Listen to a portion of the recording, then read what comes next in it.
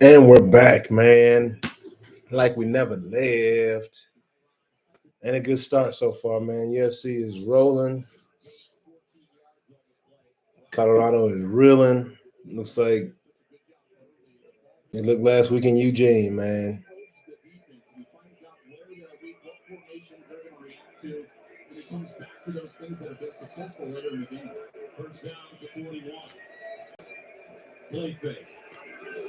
Williams steps into his throw, wide open receiver, incomplete. He has Oh been. my gosh. It's not good, man. Not a good start. Colorado bust. We got to come with something because this is not a good start. Boys wide open on the field. My gosh. Offense is not looking like a top 25 offense the past couple weeks. Defense looks like, you know.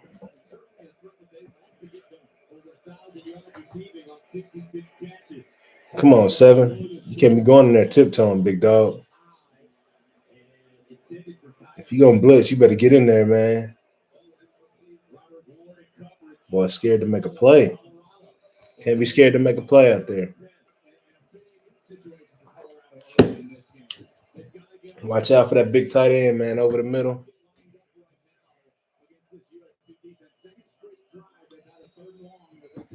See if y'all can stop that big boy on that drag.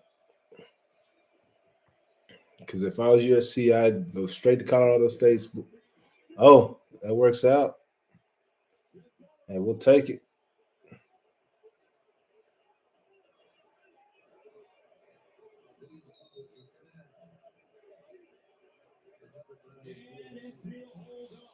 USC still has it. It's fourth and long. So good job, defense. Mistake, man. They got a little sloppy right there.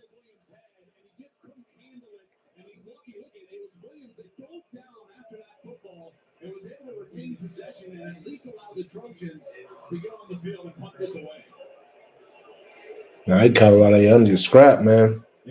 Got to scrap. And this one takes a big bounce, rolls forward, and will be down at the 10-yard line. 49-yard punt. It's an unfortunate snap there for SC. All right.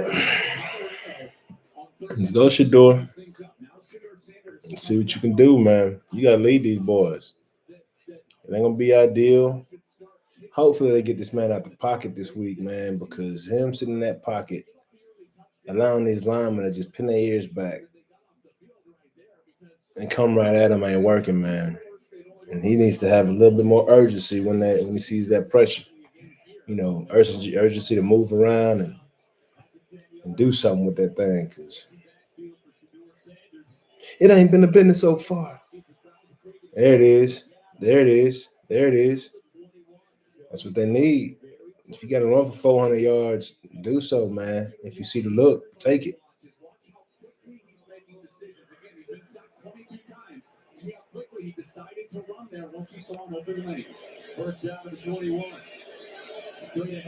That boy. That boy. Get that running game back going, man. This is one of the top 2-3 defensive tackles in all of college football. Sanders far side this time. Which is tight end Harrison.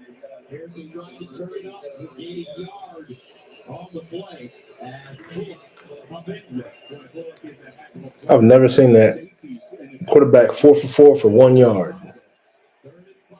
Sanders sliding in the pocket, delivers down the field and incomplete. Bear got his hand on that. Offsides. First down.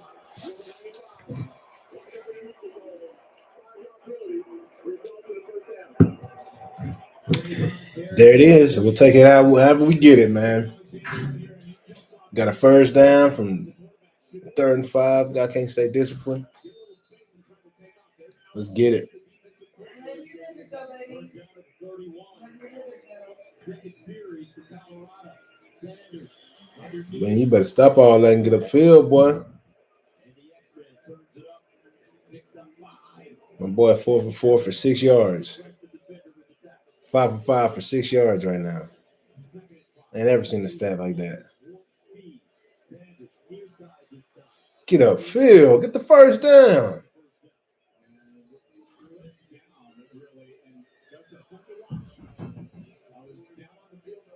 Come on, big dog.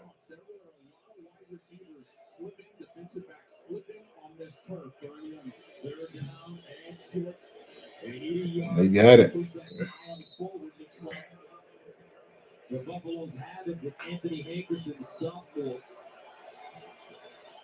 With Boynton Beach, Florida. First down to the 42. Sanders trying to make something happen. Maybe looking lucky to get across the line of scrimmage. Solomon Bird 2 yards. lights out this year with the tackle. And as long as he's moving positive, man, in a positive direction, that's all that matters, honestly. You know? I'll tell you the truth. That's all that matters, man.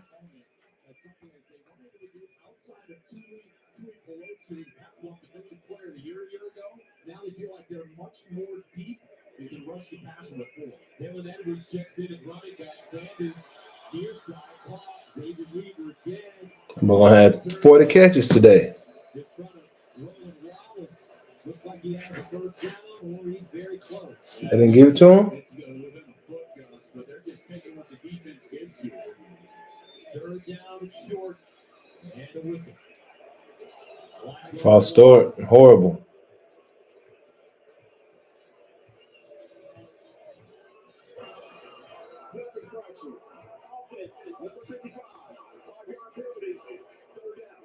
I don't even know what that is.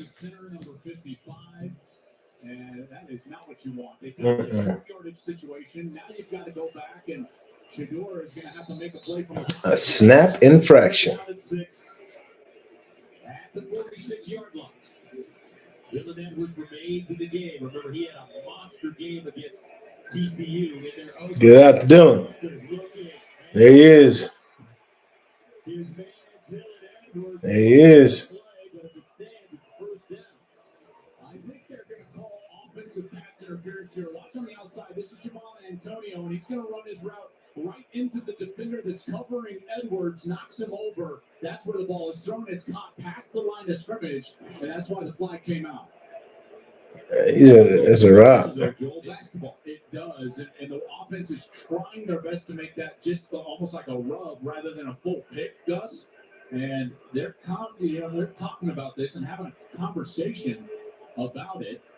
I think they're trying to talk about whether he was just running his route and there was incidental contact, or if it that's what it looked like. Which would be a pass. No flag on the play. There's two fouls on the play, and both will be enforced. Pass interference. Offense. Number 4.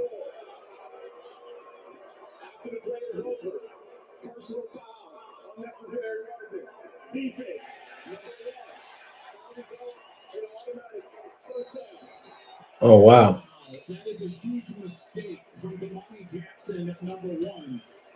The flag comes out. It is the OPI, offensive pass interference, which is going to back Colorado way up. And then here's Damani Jackson at the end. Edwards goes out of bounds, and he just gives him a shove very close. I tell you, that one's tough because that foot just hit out of bounds before the contact. With these sidelines being so tight, I always found being a player here that the officials were more likely to call those late hit out of bounds very close because of the lack of space on each sideline. Damani Jackson from Santa Ana, California, on a modern day. First down and 10 at the 45. And near side. Oh, my gosh. Trying to find a crease. We'll pick up a couple. There, Alexander, first man, too. Well, they've done a great job so far of getting the ball over the Weaver has 8 catches for 19 yards. 8 for 8, 19 yards right now, man. That's crazy. Go, boy. That boy Dylan. That boy Deal. I get up that field, boy.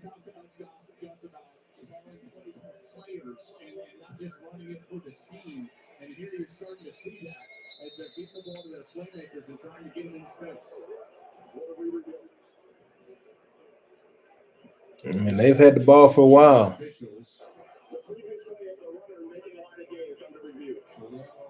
They gave him a first down on the field. Looks like he may have been a tad short. It could have been from up here. Regardless of if he's short or not here, I like the concept. He's got to get to about that's short. They gave him at least a yard too much there. That ball was just across the 49, or excuse me, the 45. He needed to get to the 44 fully. That's where the sticks were. But when you look at this Colorado offense, comparatively, it looks like they're doing something different this week than last week. Yeah, and I was starting to reference that about trying to call plays not for the scheme, but for the players. And remember, Deion is an NFL guy in his DNA. And he's trying to teach Sean Lewis right here, the offensive coordinator, who's in the middle of that huddle. What up? Crazy game right now, man. I've never seen a QB stat line 8 for 8, 19 yards in my life. It's crazy.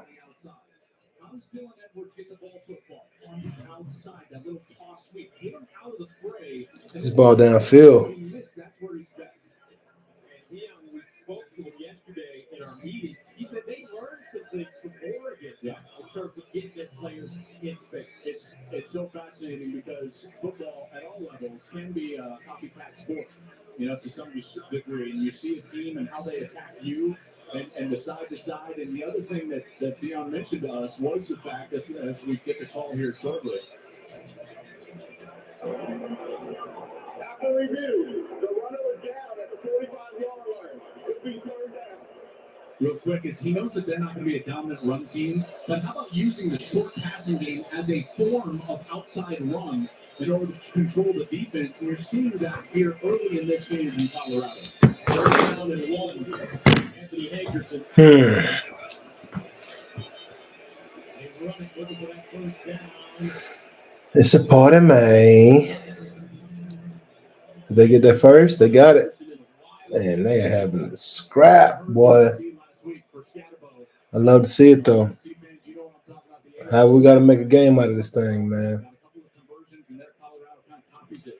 First down at the SC 44. Straight ahead run. Go, boy. Good run. That boy, that's what we need. The center and left guard, Van Wells 55, 65 Jack Bailey. This offensive line heavily criticized. You call timeout or what? Gave up 8 sacks. And right now they're playing with some fire in their belly on this series. And they talked all week about the run game being about an attitude. Sometimes you just got to win your one-on-one matchup with the guy in front of you, and they certainly did on that play. First down at the 24. Not only is this a successful drive so far, they're keeping Caleb Williams and that Trojan offense on the sideline. Limiting the possessions of Caleb Williams has to be a goal of any opponent. Here comes a blitz. Sanders has it. Deflected. That boy. And incomplete. But Mason Cobb got handled and almost picked off in there. I think that was Dejon Benton who had a chance, number 79. As Mason Cobb comes on the blitz, number 13, he's going to rise up and bat this ball down. And then there's a player in the middle there, and I believe that was Benton, and he was diving. Yes, it was. And he had a chance at that interception and just couldn't bring it in. Yeah, Shador played DB right there. Second down and 10. Hand up straight ahead. Anderson. And Cobb in on play. And it's a 1-yard gain. Boy, and he arrived with a physical tackle there, Mason Cobb. And he is terrific. 235 pounds. He's a communicator in there. He's a linebacker. Safety, was he playing? We got to get over the top with somebody, man. Where's Jimmy Horn at? Get Jimmy involved in this thing.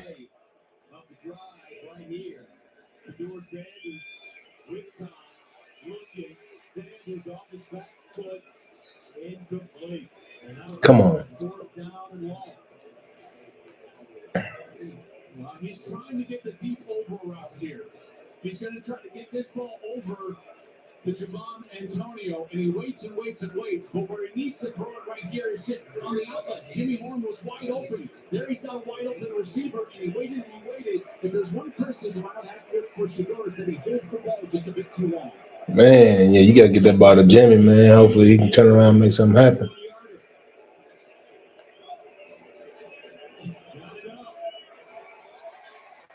And no good. Colorado moved the football. But the Yep. Buckeyes come up empty. He gave you another chance, Feely. The son of NFL kicker Jay Feely off the mark. Deion Sanders says, hey, keep playing, guys.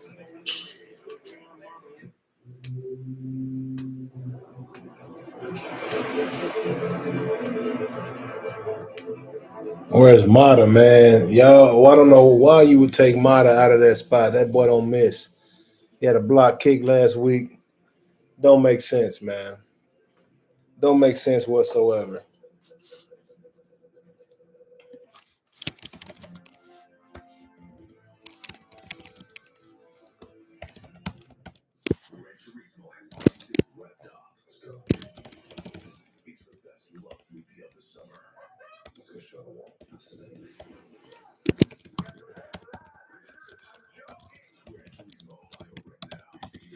Caleb Williams has transferred to Wendy's for the new loaded nacho cheeseburger. This burger's my inspiration. I just hope to inspire you. Oh, you have inspired us.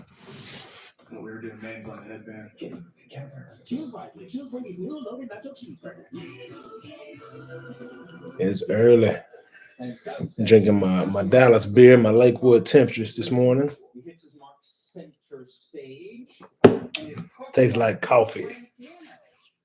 Delicious. Deliciousness hitting my lips. He doesn't even have a mustache. Oh, look, a bee-boo. Only pay for what you need. Liberty, liberty, liberty. Liberty. Welcome to Hampton by Hilton. You came tomorrow. Guys, ready? Oh, we're ready, Gus. The keys are real. Bring it in. 301, 2 queens, best sleep guaranteed. So comfy. Nailed it. 1, 2, 3. They're They're hungry for the win.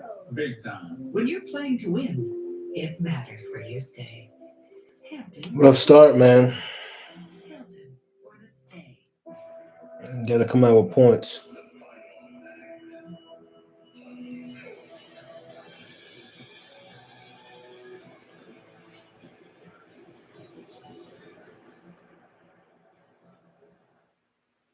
Monday on the Herd, we'll tell you what makes Caleb Williams so amazing and Deion Sanders so amazing. Gus and Joel so amazing. You know we're amazing. It's an amazing show. Monday, noon, Eastern on FS1. Today's world, I don't have to say, the check is in the bay of off cash out. That's it. First down to 10 of the 23 for Caleb Williams and the Trojans. Up 7-0. Here's Williams dancing in the pocket, now moving around, and he'll just dump it at the feet of Marshawn Lloyd. A lot of people think that Caleb Williams reminds them of a young man that's a pretty good quarterback from Kansas City Chiefs. Well, he's always going to draw comparisons to Patrick Mahomes because of their ability to throw the ball so accurately and with so much velocity when they're on the run. Back at it. Let's see what this defense does this time around, man. Hopefully they can get enough stop. They got a little help with a bad snap on that last possession.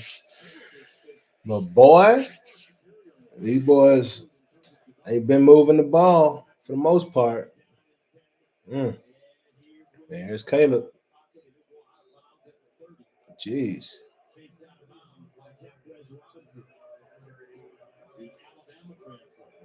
But make no mistake, it's the comparison because of their own talent outside of the pocket and their ability to hurt you outside the pocket.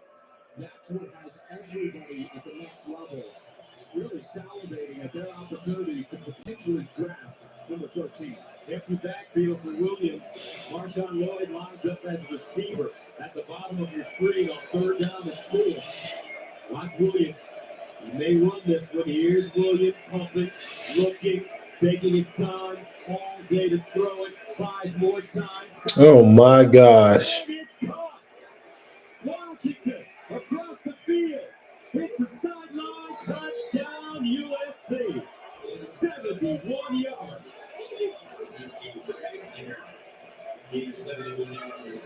It's like clockwork, exactly what we were just discussing about Caleb Williams. His superpower emerges right here. Nothing there initially, and he doesn't panic. And the reason he doesn't panic is he knows that he has a weapon on his right arm. Look at this throw. He's rolling left. My gosh. Rolling down back right. Down Three, where you at, man? He just has all sorts Not of doing your job. Oh my goodness. all of a sudden they're in the end zone. That's sad. About as sad as the amount of viewers I have watching this watch party right now. Oh my God. I'm sure it has something. I don't know. Like a shortstop, like a Derek Jeter type. Deion Sanders Crazy. guys as a former major leaguer, 14-6 SC.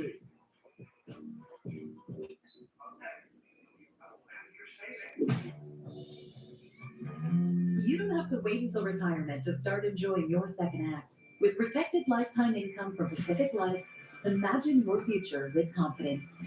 For more than 150 years, we've kept our promise to financially protect and provide, so you can look forward to leading a whole different type of team.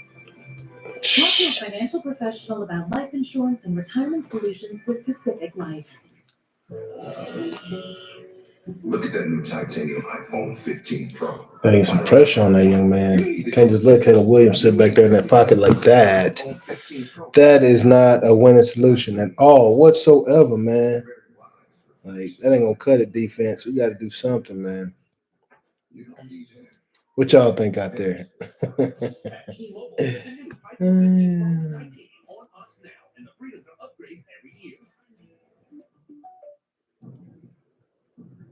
You can feel it.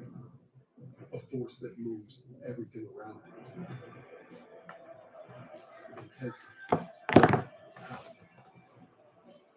That comes from deep down inside. Full-time fans, your passion is unshakable. And you deserve a reward. Medalla, the mark of a fight. Well,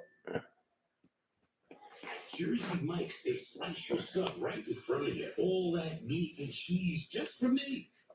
we just gonna post up. Oh, wait. Jersey Mike's is my happy place. Let me see. Kelly, did I place an order here in my happy place? Not yet, Danny. Move this thing around a little bit. Get right up on you, boy. Thanks, Reality Kelly.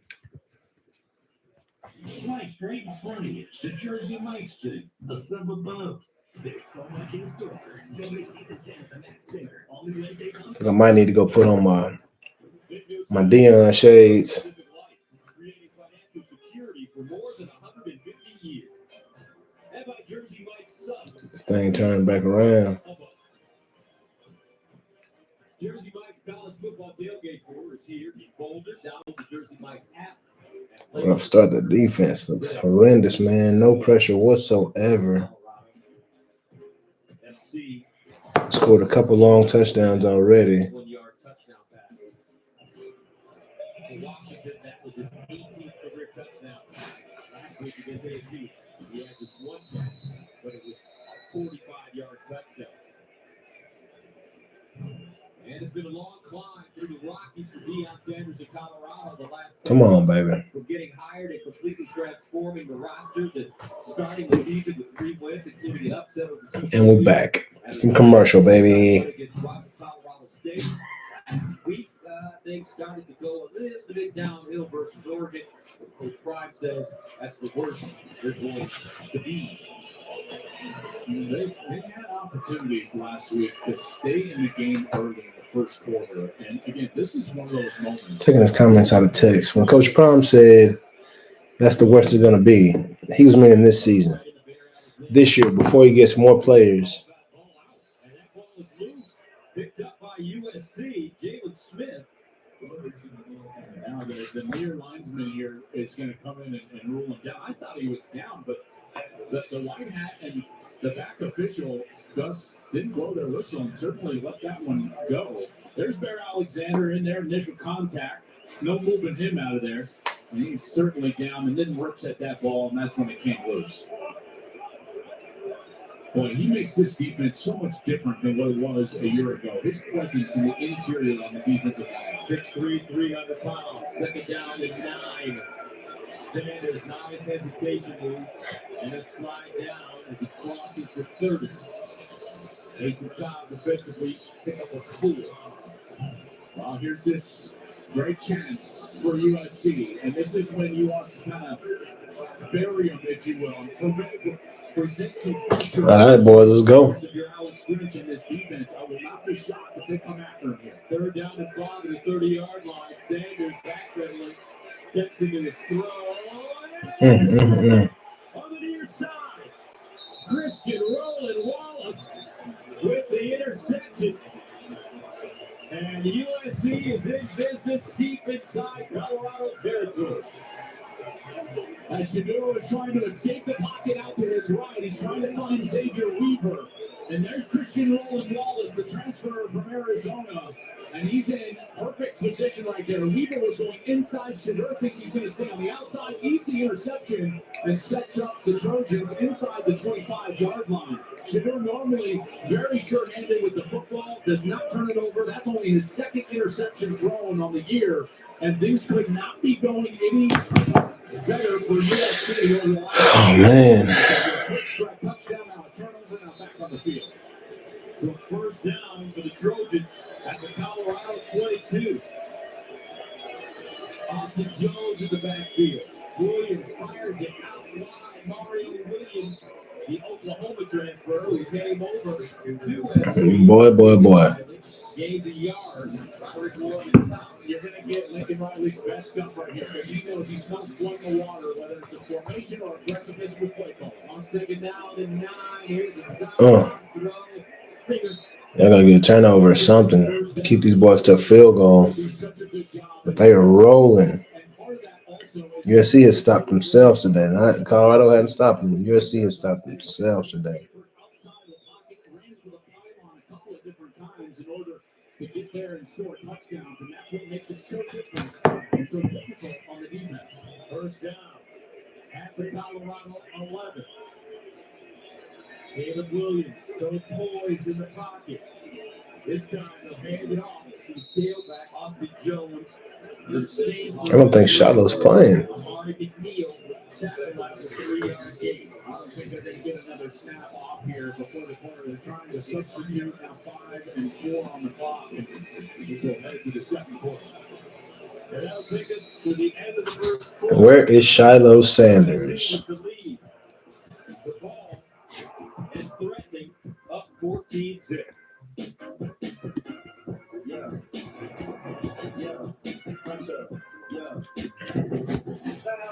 Where is Shiloh Sanders?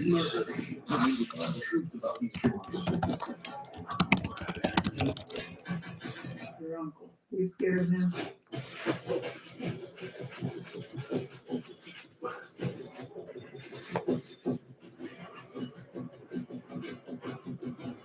I'm gonna show you who did it. Oh my God. Killers of the Flower Moon rated R. Only in theaters October 20th. Get tickets now. Lowe's knows you can get it done. Shiloh Sanders had an injury. Oh, man, that secondary is hurting, man. The defense is hurting without Shiloh and Travis, without any real significant next-level talent. It looks like, man, it's just night and day. I mean, they weren't world beaters. They gave up, 54, however many points, 52 points to TCU in that first game. Second game played much better. Colorado State, they came out and gave up, points that no one saw. That happening in Oregon, man. Like, since the Oregon game, the start of the Oregon game, this defense is getting run through like wet paper towels, man. Like, it's just really not putting up much of a fight, man. It's unfortunate, man, but, they have something to look forward to when those guys come back. Travis Hunter, their best DB when he comes back. Shiloh Sanders, the next best DB. Man, it's gonna be a man. They got a long way to go. But again, this is a first year program. Got to set proper expectations. I think at the end of the day, Colorado is going to be a team that everybody's talking about for a while. Hopefully, they can save face. They got to figure something out on offense. I mean, they're averaging like what, like less than 2 yards, or a little bit over 2 yards a pass right now. Like, come on, you got to do something to loosen this defense up, man. They got 11 men near the line. It looks like, because they're not. There's no threat. Everything they're throwing is underneath. And, it's not looking good so far. It's not looking good so far. But hopefully these Bucks will turn it around, making adjustments somewhere. It's tough when you're getting beat, up front, in the trenches, man. It's tough to overcome that. But we shall see what happens, man. We shall see what happens. How about sack of all trades? Boom, saccharoni and cheese. I like macaroni and cheese. Starving. I'm too sexy for this shirt. Wow. You could say that. I would say sacrilegious, but that would be sacrilegious. Okay, you ready for this one? Sackety sack, don't sack back. Potatoes. Ooh, how about suffering succotash? Like that one. Suffering succotash. AT&T Business, next level moments feed the next level network. USC with 180 yards and 14 points. Yeah, man. USC with 180 yards and 14 points. Yeah, man. USC with 180 yards. I mean, is that TV pretty loud? Is that TV too loud, y'all?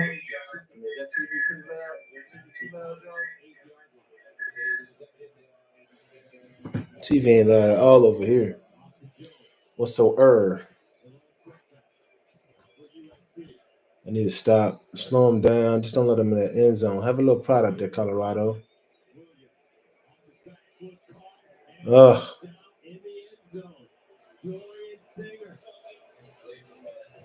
Rough. Well, this is a really good throw from Caleb Williams. Really good throw. They're running the crossing route after the play action, so they get the linebacker out of there. The linebacker's out of there, and then watch Singer coming over from the right side. There's Juwan Mitchell, the linebacker. He steps up now. Williams buys time, and then right up on the face mask of Singer, and Singer, who they've wanted to get going. There's a touchdown here against Colorado. And this offense, I tell you what, this is the best offense. I can't believe they went back to Philly. That is just. And you're seeing why right here today. As for Singer, he had 4 100-yard games last year for Arizona. Unfathomable. 9 catches, 160. This could be a 14-3 game.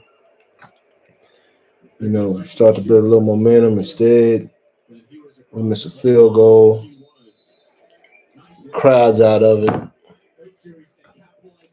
Team is just, going through the motions at this point.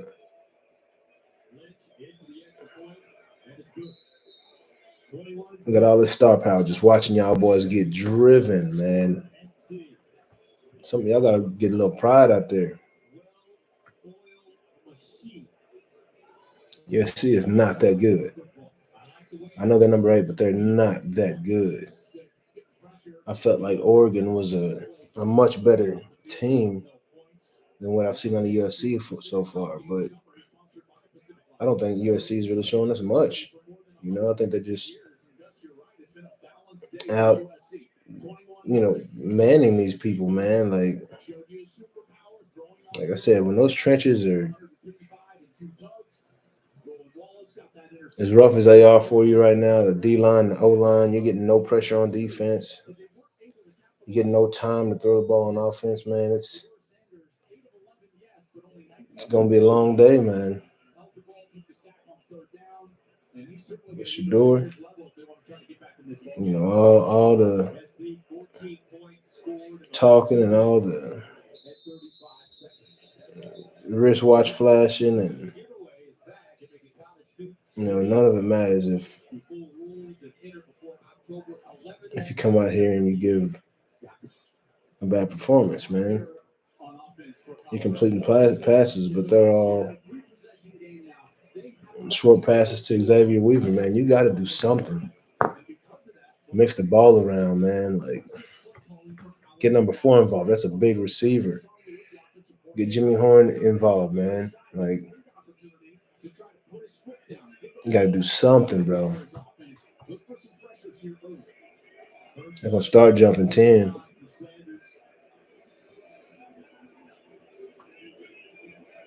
Empty backfield.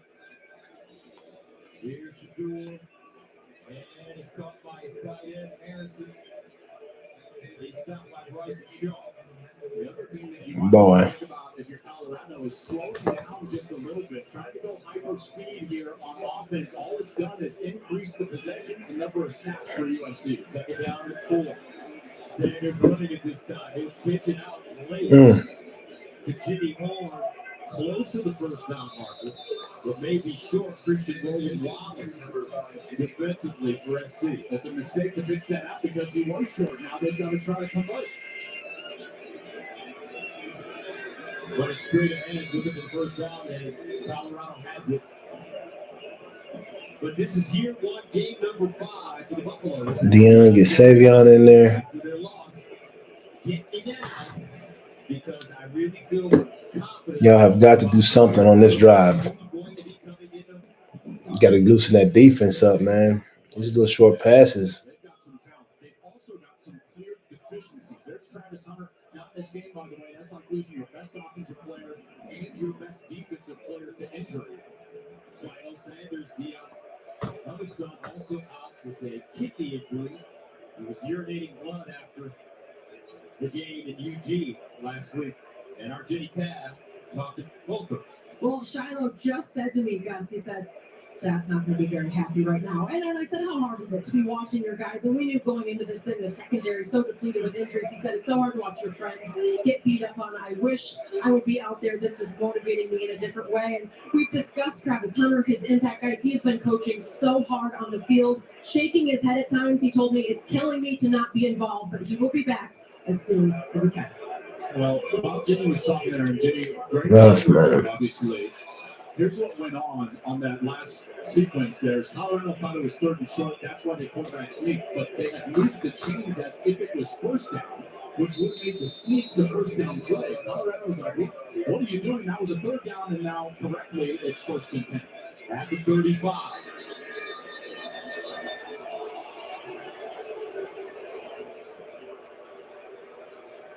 Now Lincoln Riley's going to be upset.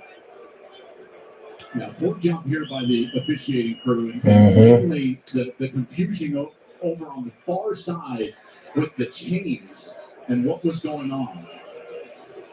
Our Dean Blandito joins us now, our rules analyst. Dean, what do you think? Yeah, I think Joel explained it well on the pitch, the play where Sanders pitched it out. We had it short of the line to gain. That should have been 3rd down. They ran the sneak. Colorado thinks it's 3rd down. They run the sneak. They get the first down.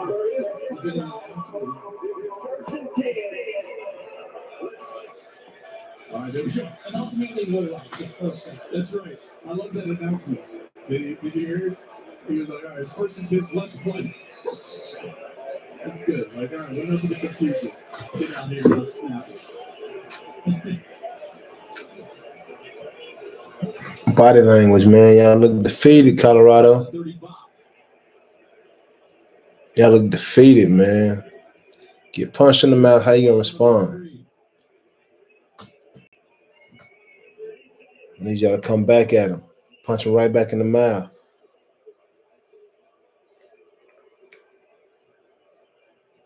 Got a 21-point lead. They're going to give you all you need underneath. So take it. Get down the field.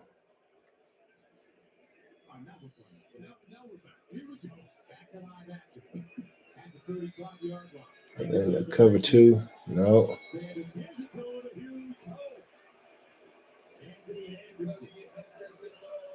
Stopped by Zion Branch, but it'll gain 18. Well, there was that blitz I was talking about. The Colorado dials up the perfect run play.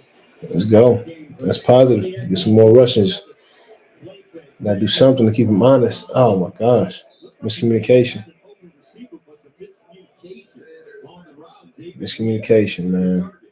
Looks like they're trying to run a little bit of an RPO slash play action pass, but it was double covered over there. They're trying to get the ball to Weaver, but Watson got rolling Wallace underneath, and then on top, they've also got Bryson Shaw. Double coverage that Jador Sanders is trying to fit that ball in over there. Second and 10 at the 47. Dylan Edwards checks in now at running back. He's great at space. They've got a lot of it down here to this wide side of the field. Sanders throws it far side. Caught. Nice run after the That boy Jimmy. Howard Jr. Get that young man the ball. And Jimmy Howard Jr. picks up 9 on second and 10. We got all the passing strength into the short side. At some point, Dylan Edwards is going to be out here to the wide side trying to get the ball into space. This is what you're trying to do, is get this guy right here and give him options in this area at some point if they stay with this set. Now he changes sides. They hand it to him. Look at him. Go. Ah. Edwards. Almost popped that loose. Dragged down by Good tackle. Smith. Running game has been non-existent the past couple of weeks, so it's great to see them running the ball right now. Non-existent, I guess is the word. Yes, sir. Is that boy Jimmy Horn Jr.? Yes, sir. Got to get him involved, baby. Got to get him involved. Let's go. All right, now defense. We found something, right? I think that was a slot receiver hitting that post. They were running a cover one man earlier. The safety came down. The guy, yep, exactly. That's the same thing they were running a second ago. Yes. Beat him to that middle. Great play call right there.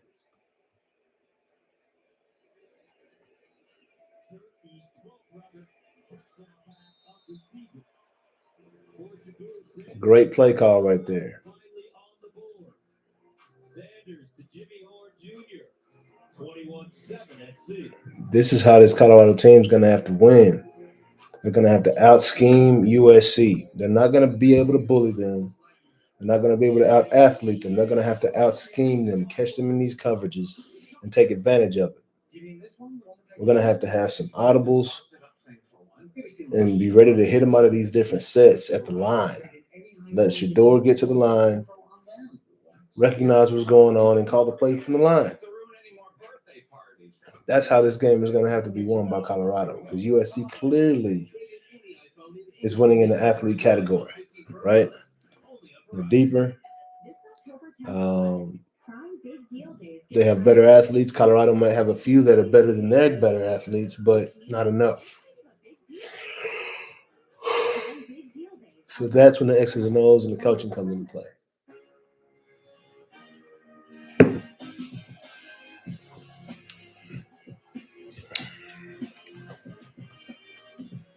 Prime time, baby. Y'all know what time it is. Yeah. Handwritten to your boy J.A. You know?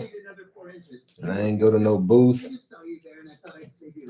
I didn't go to meet the players. That was a personalized situation right there, man. So I go back long ways, man. Just give y'all a little history about myself and not necessarily, I guess, prime time and Colorado Buffs, right? So I played at a high school in the Dallas DFW area. Won a couple state championships. There's a little picture of the wall. That's me, number 24, getting hugged by my quarterback, man. Grace Prep, back in the gap. Played running back for an all-pro tight end by the name of Mike Barber. Played with the Houston Oilers and, had his time. And, he came and got me out of Cedar Hill High School to play football at Trinity Christian.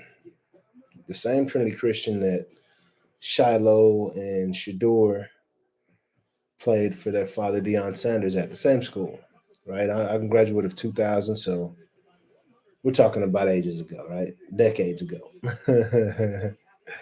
But with that being said, Coach Barber had a great relationship with Deion Sanders back then, right? And they would talk, and Deion would go visit his prison ministries and things like that, and they just built a bond, through the Christian family and through the word and through sports. Both athletes. Deion was, I think, still playing at the time, and growing up in Dallas, man, everybody loved Deion. He got us a couple Super Bowl championships down here in D Town. But anyway, at my little school at Grace Prep, we won a couple state championships, and my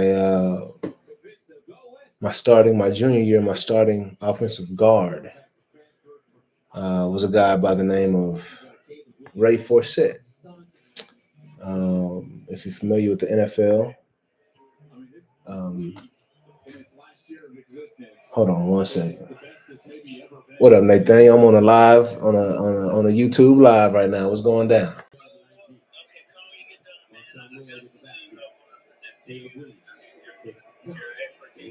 Oh, what's up, man? I ain't got no viewers right now. What's going down?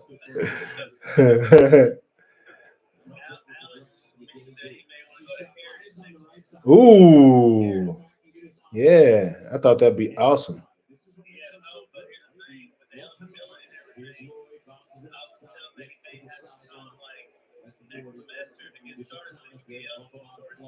Yeah, what did him and his little friend break up or something?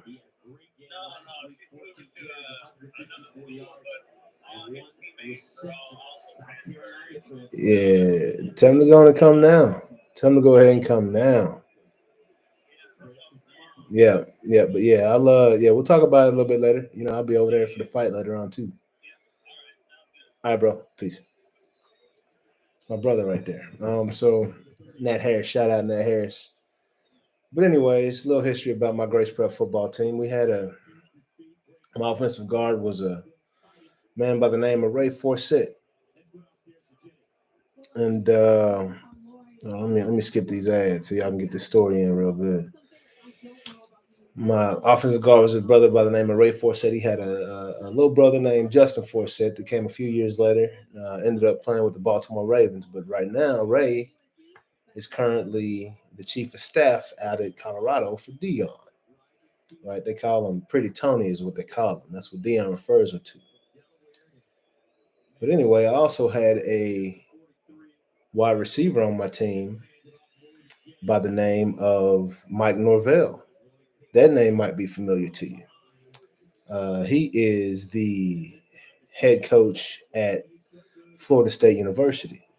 So it's funny to me. I don't know if y'all have seen any of the back and forth between Colorado and Florida State in the early stages of the transition from Jackson State, but it's funny to me because I know the backstory between all that, and I kind of, I know the parties involved. There we go. That's how you blitz the quarterback. Number three. That's how you blitz the quarterback. You go in there with a mission to sack somebody. You don't go in there tiptoeing seven. So if y'all gonna blitz a corner, y'all blitz number three. He came in there on a mission. That's how you do it. Didn't even see him. Let's go. That's how you out scheme these boys. Man, that's what I'm talking about. That's huge. That is huge. Great play. I can't believe he hung on to that. Now how we gonna backdoor that thing? How we gonna backdoor that thing? Somebody get on that big tight end. 'Cause I'm telling you, he's gonna look for him. Right? Or number 15, who's been killing y'all so far. I can't believe they ran it. They just want to get the okay. Okay. Yeah, that was a much better defensive effort right there. Great job, defense. Way to show up. Way to show up. I appreciate that one. I appreciate that one. All right. Watch for fake punt. Let's get this ball back. Offense, let's build on what we did last time. But anyways, back to the story. So Michael is my good friend still, and Ray is my brother, right? Um, Michael used to come pick me up for school. Ray, I used to ride with school with him and my homie Jerome, as well. So I know these gentlemen very well. Matter of fact, I plan to be at that Colorado versus Stanford game here in a couple weeks. It's a Friday night game. Plan to be out there in Boulder supporting my boys, man, at CU. But uh, you know, unlike a lot of the bandwagon Colorado, I actually have ties to the staff, and I got connections and insight as to what's going on over there, man. So um, it's pretty cool, man. Just watching everything that's taking place, even from Jackson State. I was very proud of my brother Ray and what Dion and them are doing, man. And transition over to Colorado, man. It has been a media frenzy out there, right? And I'm just very proud to see what they're doing and how they're changing the landscape of college football. They're changing the way that everybody's doing things, man. These coaches are attacking these transfer portals, man, and back in the day, if a coach left the school, the kids would had no had no choice but to stay, and more than likely the new coach that was coming in, they wouldn't fit their model, or they might not play him or whatnot. And so now kids have the freedom to go, right? If things aren't working out how they want them to, or if a coach leaves, they have the freedom to go with them, which is great. I'm an advocate of that. Um, kind of went through that in high school, right? When I transferred from Cedar Hill on my own, Coach Barber, asked me to come join him at Trinity. We made a move from Trinity to Grace Prep, where 8 of us all went to Grace Prep. So like I said, it was myself, it was Michael, Ray showed up, came in from Florida, my boy Jerome, my boy Chris Van Hoy played Louisiana Tech and the Cowboys and the Dolphins for a little bit. My boy BG, James Dumond, my boy Cody Mixon ended up coming over. He didn't come at the initial transfer, but he ended up coming over. My boy Cody Kearns also ended up coming over uh, the following season. But I definitely believe in the freedom of choice and not getting locked into a situation that is not going to advance you. That's the whole point of college, man. So you got to be able to make an adjustment, right? But like I said, man, very proud of my boy Ray and what he's doing out here in Colorado in his first year, the change they're making. Let's see what happens, man. It was a great defensive stand. Offense, we got to come out here and do something now. Let's see what's up. You take a look last week, 20 passes, 4 rushes in the first half. Today, 16 passes and 13 rushing attempts. And they've run the ball for over 6 yards per carry. They run it pretty effectively. Is that false start? We got false start or what? Mistakes.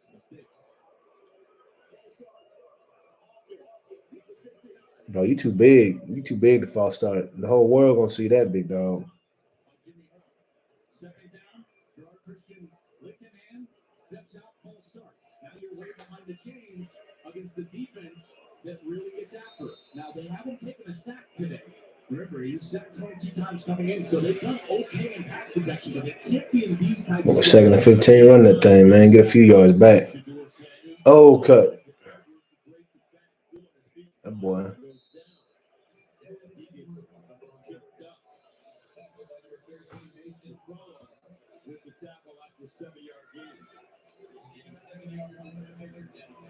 Third and 8 is much more manageable than third and 15. Substitutions here. You've got all the skill on the field, including Dylan Edwards at running back. On third down, that's the guy you got to look out for. Seeing that same set, if you catch him in that again, hit him across the middle.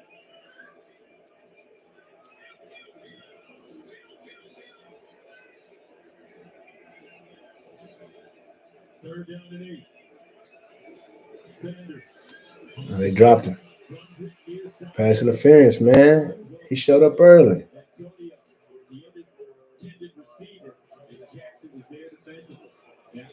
Come on now.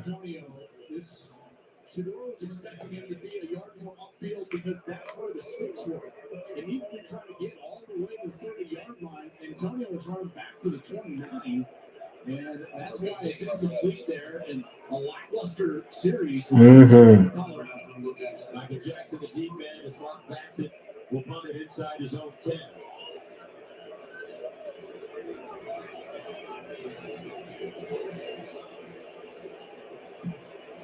Gets it away. Blocked. And recovered at the Colorado 22. Wow. What was that? I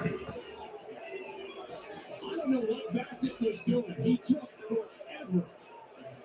Bassett takes at least 5 steps trying this kind of like Aussie-style punt, and the rush just comes right up into his face. They're not even trying to rush and block this punt, but they get the block because Bassett took so long. It is 2 number 18s. Jude Wolf is number 18 for SC, as well as... What are you doing, bro? No names on the back of the jersey, so we really can't tell which one it was. But more importantly, Southern California has the football. Special teams, man. Killing these boys. Punt team. Get the ball off. Field goal, man. Getting Mata in the game. Defense. Great job. Dominic. That a boy. That boy Dominic. Yeah, if you didn't hear, I just told the backstory of my relationship with the Colorado Buffs. Their chief of staff was my offensive guard, Deion Sanders, as you see behind me. It's my guy as well. So, yeah, man. Watching this game, having a good time. Watch party by myself. Let's go. I ain't no alcoholic. I just drank.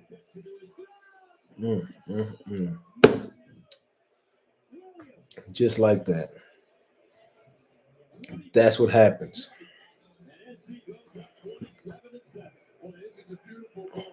Yes, it was. That was a beautiful pass. Oh my gosh. Unbelievable. Unbelievable. That's a mistake that close to the goal line. Gotta understand where the seam routes can come from. And Mario Williams. Goodness gracious. Y'all give yourselves a chance, Colorado. Yeah, that was, and again, Shiloh is not in the game this week. Easy touchdown. Rough. I know it's rough.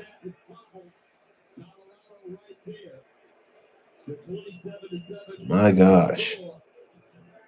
For Caleb Williams. 3 or more touchdown passes in 7. It's tough, man. Trojans up big. You got to answer back. Again, 27-10. That's a heck of a lot better than 27-7. Man, punter, get the ball off, bro.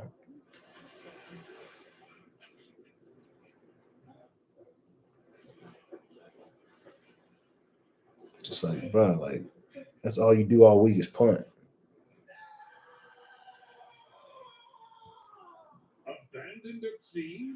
Y'all at home, like, crowd behind you, family in the stands. What is going on? I don't get it. Mi no comprende. You can now have Domino's drop to a location near you with new Domino's Pinpoint Delivery.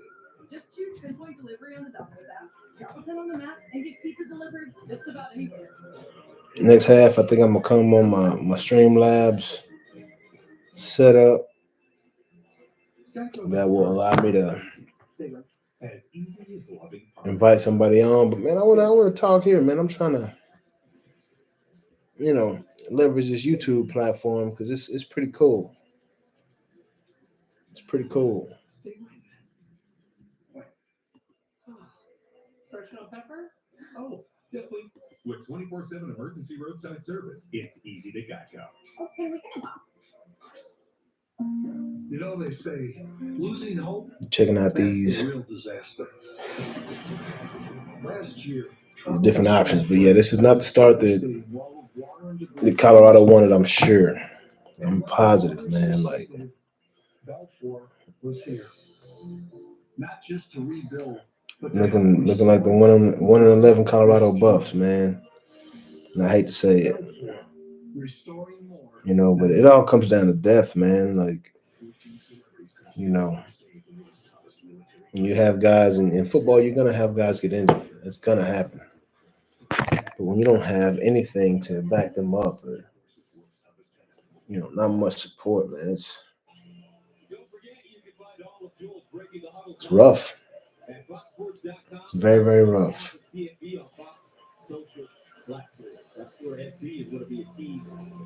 3D printed HUD. It's pretty cool.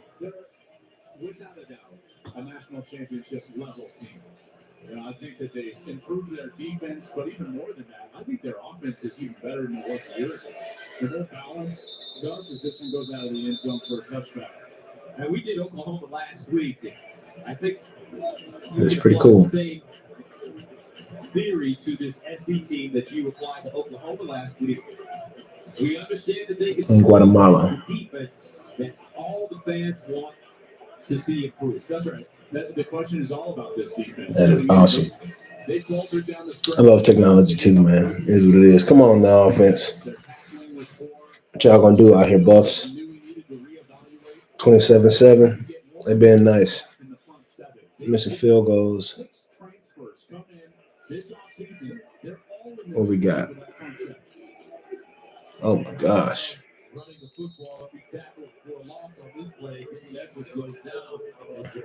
Offense. I need some fight, man. Y'all gotta show me some fight.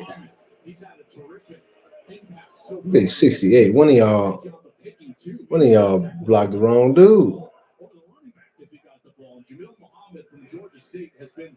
Really good so far this year. A former quarterback that becomes a defensive lineman.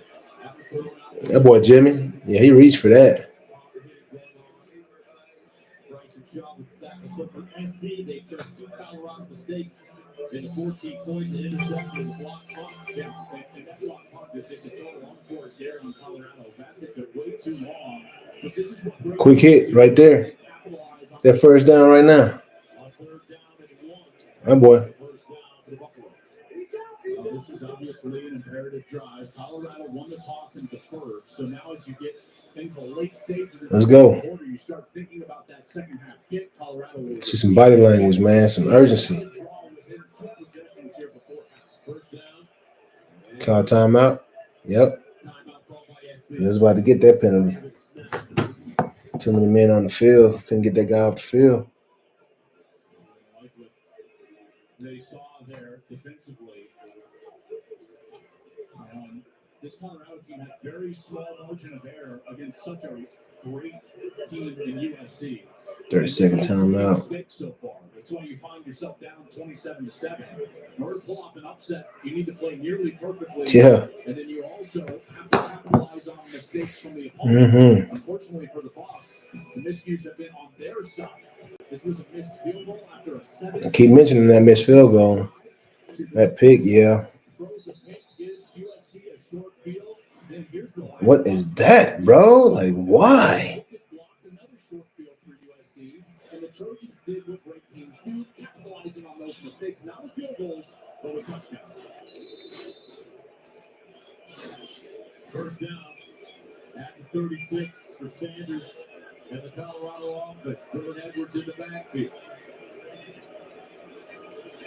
First and 10. Sanders. Yep. Jumps it down. Harrison, the tight end, the target. Need y'all to recognize what's going on, man. Every time they get in that defense, y'all can beat them over the middle with that same post with Jimmy Horn. And they've been running that cover 2 look that drifts into cover 3 a lot this game. A lot.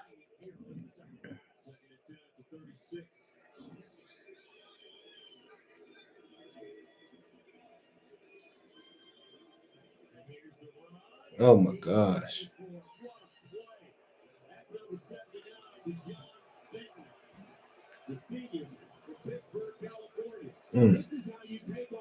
team. Watch him just fight through the double team. Beat a double team to make that play. That's just pure strength and determination. Beautiful job up front by Dejon Benton. Came in with only 4 tackles on the year, but he's certainly been a threat here today. Makes it 3rd down and 12 at the 34. Sanders looking. Sanders in trouble, spinning, delivers, and just throws it out of bounds. And Benton, as well as Jameel Muhammad. My gosh, boys. Number 10 and number 79. They're trying to throw the ball over here to the right. You got a hook and you got a little bit of an out route. But watch the wide receivers. They don't do anything after they stop. So the ball comes out. Now Shedeur Sanders is running for his life. You know, no movement, no crossing routes, and that pass rush starts to show up. Good coverage in the back end of the USC secondary, and that front 4 starting to get after. Well, Vassell punted again from the 20. Michael Jackson is the deep man at his 20. Vassell gets it away this time. You couldn't do that last time, bro. The 25, and guys forward gets up to the 20. Had all the time in the world, and you couldn't do that last time down the field. The last time you had a chance to punt, boy, like, come on. Closing moments of the first half. But you gave him a touchdown. I like Patrick Mahomes. All right. Wait, who do you even play for? Team. Self-inflicted wounds killing these boys, man. But it's so tough to change your losing mentality. Hold up.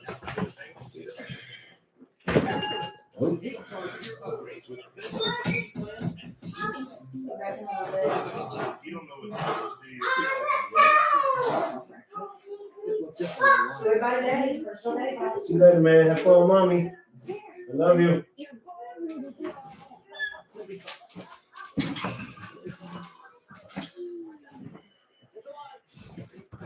Boy, can we please get to halftime without giving up another long drive and some points, man? Like, defense, I need y'all to show back up again. Y'all had a moment, a flash. That flash went away quickly with a bad offensive possession and a punt block because the punter couldn't decide if he wanted to be a running back or punter. He thought he was playing that doggone rugby or something. I don't know what was going on right there. But, jeez. Your paint is really bad. That's the best coffee I've ever had. Should have used Bear. Sorry, say where? I said should have used Bear. Today, let's paint. Right now, get America's most trusted paint brand at any low price. Bear, only at Home Depot. One with Bear and fully loaded hand-job style. Hold on, partner. That their pizza's big enough for the both of us. Sure is. But this town ain't.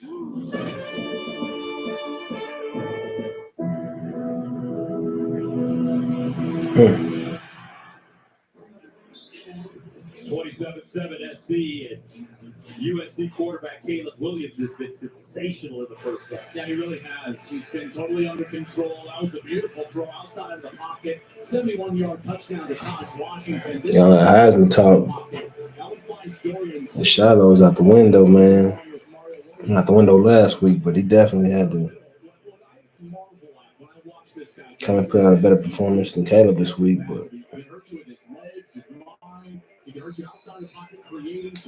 to this point, that is not happening.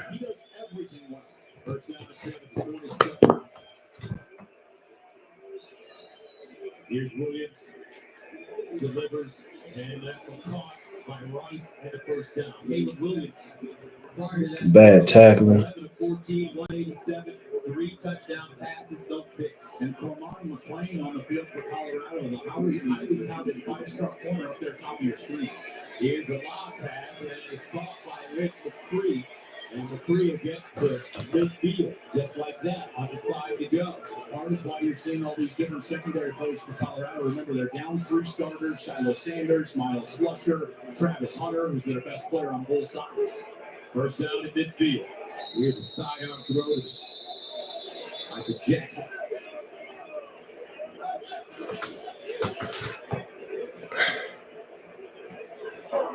Prior to the snap, previous play is under review to see if the runner was down short of the line of game. Yeah, so Lake McCree here on that completion, before he turned upfield, Gus, right about the 41-yard line, he went down towards the turf, kind of put his left hand on the ground, and they're going to see if his knee actually hit.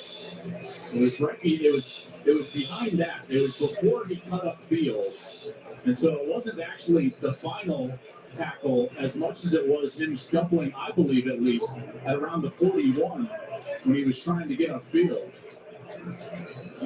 And so let's see, you go further back. Here's a good look here. Okay, so there's Lake McCree. And as he goes, and I told you that the field has been a little slick today. There's a slip, and he goes, and I don't know. That's a tough one to see whether the left knee is actually down or not. Definitely looks down. In a better angle. They were looking at right there. Lake McCree Jr. from Austin, Texas. Yep. Lake Travis High School. Yep.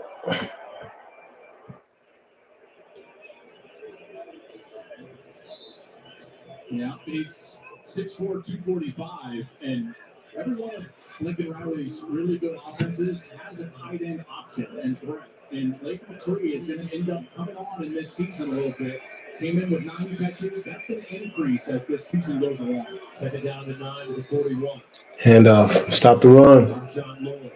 Oh, stop the run. Oh, my gosh. He's coming. There he is. My gosh. And you see that alignment, Gus. When you see that alignment, when he's way behind, You know he's coming. outside of the quarterback, that is a dead giveaway for that run play because he wants time to press that line of scrimmage in order to run the football. So the back's alignment has got to start communicating here to the defense. Lloyd, 69 yards rushing on 8 carries and a touchdown. First down at midfield. They'll run between the tackles this time, Lloyd. Pounded up in there in game 3. The closer the back is to the quarterback, the more that he's going to be in pass protection. The further he is in that side saddle or even behind the quarterback, then you're going to start getting those run plays. I like that side saddle. I use that. Of course, Lloyd in the side saddle. Yep. Second down and 7. Oh. Throw caught. Again, boy, get that thing off his hands quickly. Michael Jackson. And from every angle, did you see him dip down almost 3/4 right there? Caleb Williams would have been a great shortstop, middle infielder, because he can throw accurately with velocity from every arm angle. First down at the 37. And it's a misdirection. Washington. First down, flag on the play. This one is way back in the defensive secondary.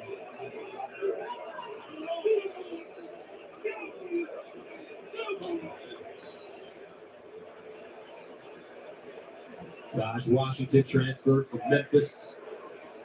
Freshman All-American with the Tigers. 2020. Illegal substitution. Defense. 12 players on the field. Ability to drive. The result of the play. First down. You know, it's so difficult to try to substitute on defense if the offense also doesn't substitute. I think that's what Dion is saying into the headset right there. He's annoyed because that's a coaching mistake. You can't sub a player off the field if the offense didn't do the same. First down at 26. 3:05 to go in the first half. Williams. Quick thrust. Caught. Rice. Down the sideline. Dives. Touchdown. SC. 26 yards for Brendan Rice. This Caleb Williams with 4 passing touchdowns in the first half. And this offense is just too difficult to stop. Here's going to come this little RPO. So you got the back, and then out of the backfield, Williams can just throw it off his back foot, sidearm out to Brendan Rice, who is a specimen, 6'3", 210. He makes Trevor Wiltz miss and then races for the pylon, clearly gets in, and the former Buff comes back to Folsom Field and gets into the end zone. They say he's got his mother's size and talent. Jerry Rice's son. Lynch, extra point coming up. And it's good. Man, I just love watching this offense. You know, and obviously Colorado's defense is shorthanded, but Lincoln Riley finds where you're weak, and he will eventually exploit it with formation or personnel. And here, he sees a mismatch. He calls the RPO, so if Caleb Williams wants to hand this ball off, he can hand it off to Marshawn Lloyd. That's a great play, too. Obviously, Lloyd's one of the best backs in the conference, but he pulls it and finds Brendan Rice, and Brendan Rice back in Boulder scoring a touchdown. All right, and for more on Brendan Rice, let's go downstairs to JT. Well, you know, I loved when he told me that Colorado was actually his first love. He said, I can't wait to go back Folsom Field. A bit of a homecoming for me. And then he said, ultimately, I'm really happy to see what Coach Prime has done with the program. They are reinvigorated in so many ways, and I like to see their success. Just not against the Trojans today, guys. He said he has elevated his game in every way, and we're seeing that on display. Yeah, you could tell. Came into this game with 5 touchdowns. Oh, here we go with the hero ball. Crosses the 15 up to the 17-yard line. Chris Thompson with the tackle on special teams. 6 receiving touchdowns on the year for Rice. You know, Jerry Rice, his father, Deion Sanders, played against each other for a long time. Deion was with the Cowboys, Jerry obviously with the 49ers. Then they became teammates with Deion with the Sanders. Yeah, he said it was easier facing him as an opponent than it was facing him as a teammate, because then he had to do it daily.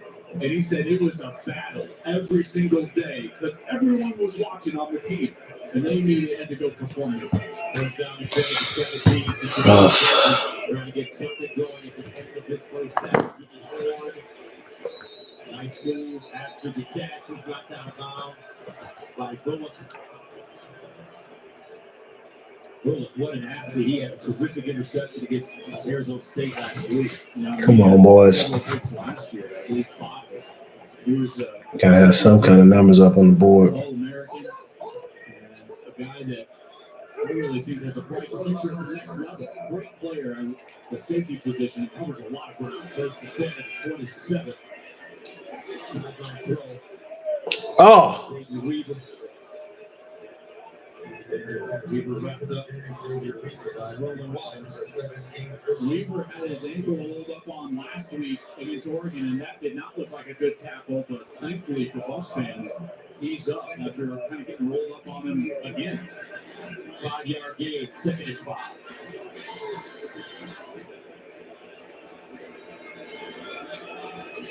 Sanders steps up in the pocket, in trouble. Go. Wants to run it.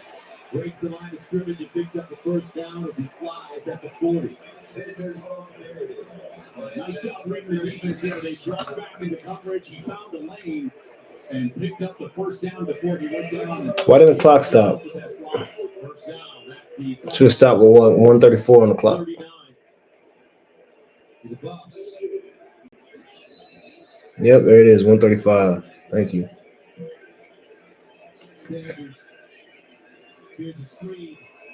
Henderson with blockers in front of him and open up another first down. Needless to say, 34-7. Colorado has to get a score here. Colorado trailed at halftime last week at Eugene, 35-0. First down at the 50. Straight ahead run. Hankerson. Minute and 13 to go. Now, if you want any chance at a ridiculous comeback here, Timeout, Colorado. you've got to get a score, and then you got to take the opening pick of the second half, and you got to score there to try to even fathom a 34-21, and then okay, maybe we've got something there with basically a half to play. Shedeur trying to drive them down here. They do have a couple of timeouts left, Gus. I do got to compliment USC's defense, though, because last week they came under fire for some missed tackles. They had 16 missed tackles last week against Arizona State. It has not been that way today. And in space, they've been much better tackling some of these athletes for the Bucks. 7 down, 7 at the USC 47 for Colorado. I ain't saying nothing because it ain't nobody to talk to hear my stories. Sanders looking. Get upfield. Squares his shoulders, now runs it. And will go down hard. This time it's back with number 47. Toffolo with the tackle. Again, pressure. Has to escape. Watch out for Muhammad, number 10 here, bottom of your screen from the rush. This is where they're getting pressure. 3rd down and 2 to pitch it. Edwards looking for the first down. He has it and a little more. Gets to the 34. 3, Dylan Edwards. It's a cop defensively. Take a shot right here. First down. 42 seconds to go. Sanders. They got to hurry there because that's not a first down. Win games. Timeout. Will Gates with the catch, a 9-yard gain. 2nd and 1. And a timeout called by Colorado. They have 1 remaining. 25 seconds to go here in the first half. Oh, he's taking his helmet off. What is that? Oregon 1 week, USC the next. For this Colorado team, the schedule to get a little easier. Starting next week, when they're at Arizona State, then they play Stanford at home. They'll have a bye week, and then they're at UCLA. These last 2 are certainly a bit of a gauntlet. Face a couple of top 10 teams. Obviously, last week didn't go their way. This week, a lot of unforced errors for them as you see that schedule. Will face Oregon State at home and Arizona at home. As you look at that next 5. Dang, David Njoku suffers burn injuries to his face and arm while attempting to light a fire pit. Oh my gosh. That's some Cleveland Brown stuff right there for you. Number 7, SC's number 8, Oregon's number 9, Utah number 10. Prior to that loss yesterday against Oregon State. Going into the week, it was the first time Pac-12's ever had 4 teams in the top 10. That'll change, obviously, with Utah's loss last night. That's a tough place. And by the way, go on the road on a Friday night to face an Oregon State team. Why is a Friday night so hard? It's a short week, then you're on the road. And when you're on the road at night, the environment can be a little bit more difficult. Plus, Utah is really banged up. Quarterback Cam Rising didn't play again. They're going Yeah, man. to see if this It's been a rough one today. It's all good. Still got time. Hopefully put some points up before this half ends. Give them a chance, man. Self-inflicted wounds again. Missed field goal, a block punt. I don't know what the punter was doing. Crazy. Again, you see Dion in the background. He handed me my first state championship ring back in the Gap. Chief of staff for Colorado was my offensive guard. Back in high school, I was running back. That's my guy. Ray Forsett. So keep mentioning that because I just want y'all to understand my ties to these guys, man. And why I'm following Colorado so tough, so hard.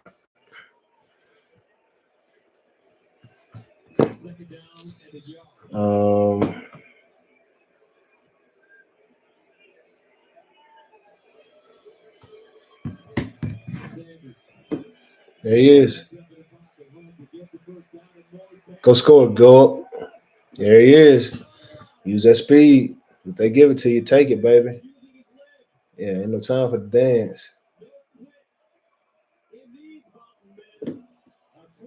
Shit, if you go to 15, 19, that don't matter. Go ahead and kick the field goal. Get Mata in there. Get him warm right now. Good decision by Sanders to just take off right away. Alex French not happy. Some missed assignments there as USC was out of alignment.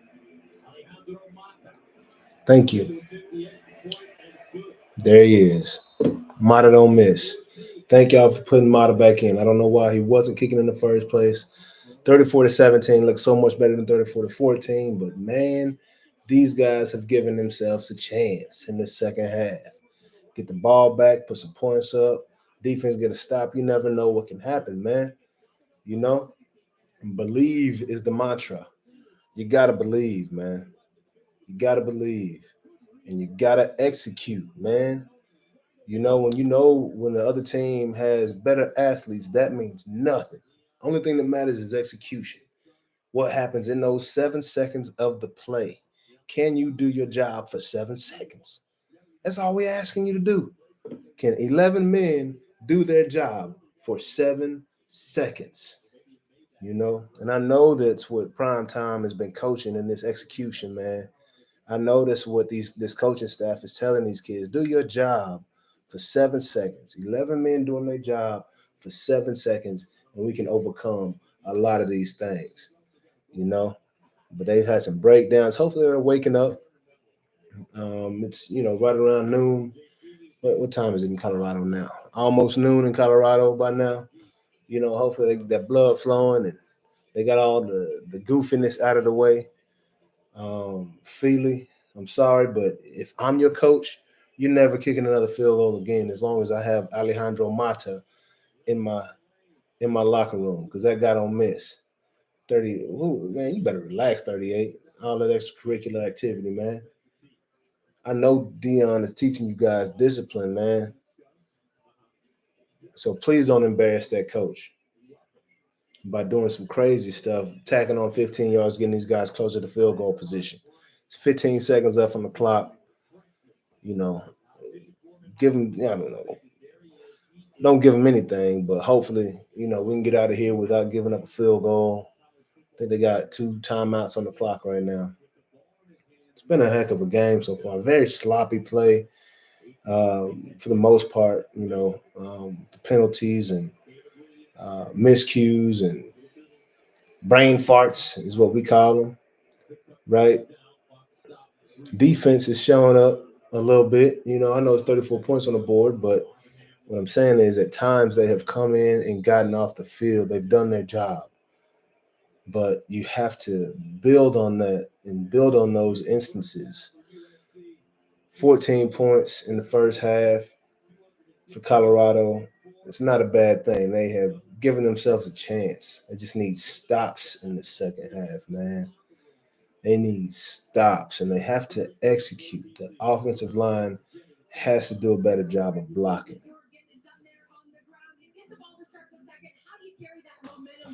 We gotta have balance. We get the ball greatly. We score right before the half. We gotta run the ball and throw the ball effectively. First and second downs are vitals to us. Just getting up to big plays. Yep. We're helping, and that great team is displaying wonderful. But we're helping them throw what they're capable of doing. Absolutely. They're running the ball a lot better this week than they have in previous weeks. Let me go put on my prime times. Hold on. I'll be right back, y'all. Halftime.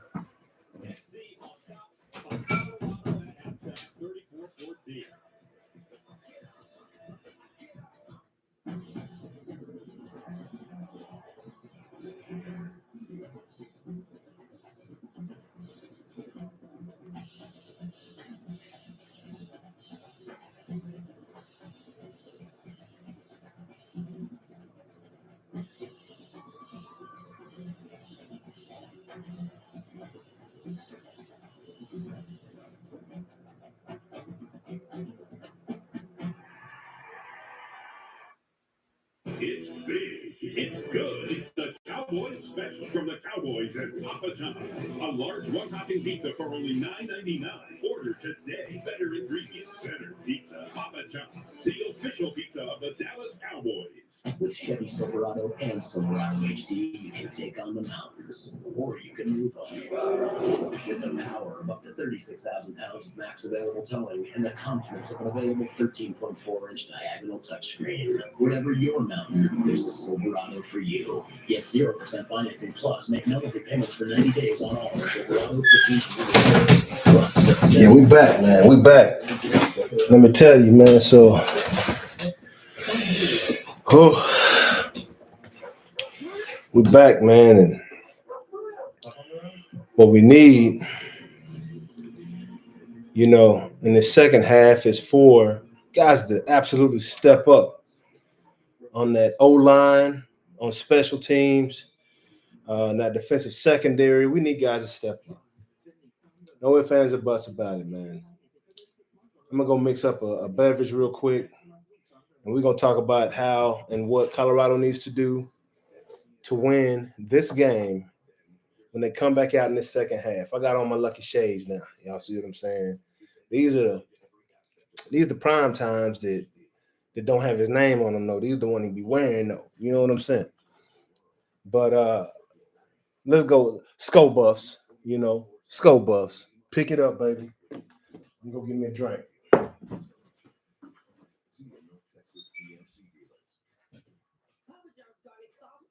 We made the garlic epic stuffed crust pizza just for you with that garlic flavor.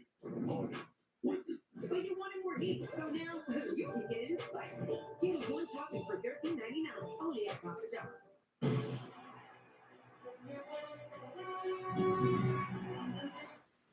It's NFL night on the Mass Singer. It's time for the ultimate showdown. That just happened. It's the weirdest night ever. It's NFL night on an all-new Masked Singer, Wednesday on Fox. Boston Trophy championship to the Bucks and number 2 Michigan down Nebraska. It's going down next on Fox. Just 2 plays after blocking a punt, it was Williams to Williams. Trojans up 20 at the break. And we welcome you to the State Farm Fox College Football Halftime Show. Like a good neighbor, State Farm is there. We welcome you inside Folsom Field. Rob Stone, Brady Quinn, Mark Ingram, smiling Matt Weiner, Urban Meyer back here with you. Earlier today on Big Noon Kickoff, we devoted Urban's playbook to the skill set of Caleb Williams. One of the points we hit, spatial awareness, and that has been on display today, as we see in our State Farm halftime highlights. Matty? Yeah, it is. Coach, you hit it in the pregame show. And how about all the time in the world with this? But this is what makes him special and unique. Great job by the offensive line. Not much of a pass rush there, but there's never any panic. There's so much patience. A lot of quarterbacks take off and run, but how about the arm angle, the off-platform throw? Timmy Todd Washington got a big half, over 100 yards receiving for a touchdown. How about Caleb Williams? Got 17 to 20. 264 touchdowns in the first half. He's had his way with this defense, and still no turnovers yet this season. Listen, you have a baller in Caleb Williams, but it makes life easy for him when he has a baller at the RB position. Marshawn Lloyd, he is a guy. When I evaluate runners, I look at, hey, is it scheme or is it player? And look, this is player here. He gets out leverage and, hey, I'm going to bend it back. I'm going to use my speed. I make something out of that for a touchdown. He's breaking tackles. He ain't patient. He hitting the edge. Boom! Look at this damn runner here, man. Look at this damn runner. I'm just here. Breaking tackles at the line of scrimmage. Yards after contact. And that's the value. That's a true running back. What breaks foot offense. And that's what's going to be great to have for Kevin Williams. 9 yards carry. He's at the pack still coming into the season. He's going to get a heavy dose. Bro, come on now. He's a baller. Remember Lloyd, 154 yards last week. He's on track for another 100-yard game. Speaking of running, Shedeur Sanders able to run that one in late stages in the first half for Colorado, giving them some much-needed momentum into the locker room. But second straight week, Coach, that Deion Sanders has to address his team down by a healthy number at the break. What are you shaking me off for? This is much different than last week. Now, this might be one I break the chalkboard. I'd be so angry with this team right now. You know what? They're a good team, USC. I'd say our team. So are you. I'm going to say exactly what Prime said to Jenny as he walked off the field. Said, we're helpless. Right. How in the world can we make these mistakes? Mistakes against great teams turned out to big losses. Here Shedeur throws a big late. You can't do that as a quarterback. You gave him the ball with a 22-yard line. Watch this, a rugby kick that gets blocked. You're handing the ball to potentially a 2-time Heisman Trophy winner on the 23-yard line. I would lose. This is a much different game than last week in Oregon. Oregon was a beating. This is not a beating. They should be right this game, Mark. You don't do that. I'm sure it's a great team. But no, do your job. Mix me up a little Bev.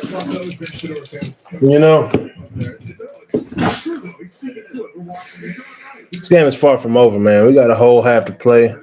If they can put up 35 and a half or 34 and a half, Colorado sure as heck can put up 21. The thing is, can they stop them? Can Colorado stop USC from scoring. That has been the situation and the problem right now. Defense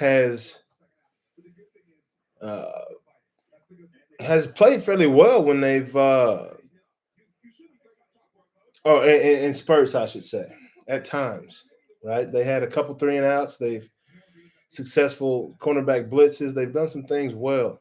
They got to tackle better on the perimeter and in the secondary. They got to tackle better. They got to cover a little better in the secondary. Guys running wide open downfield when Caleb starts scrambling. I don't know how 15 got so wide open on that touchdown play, on that big 71-yard touchdown. It was rough, but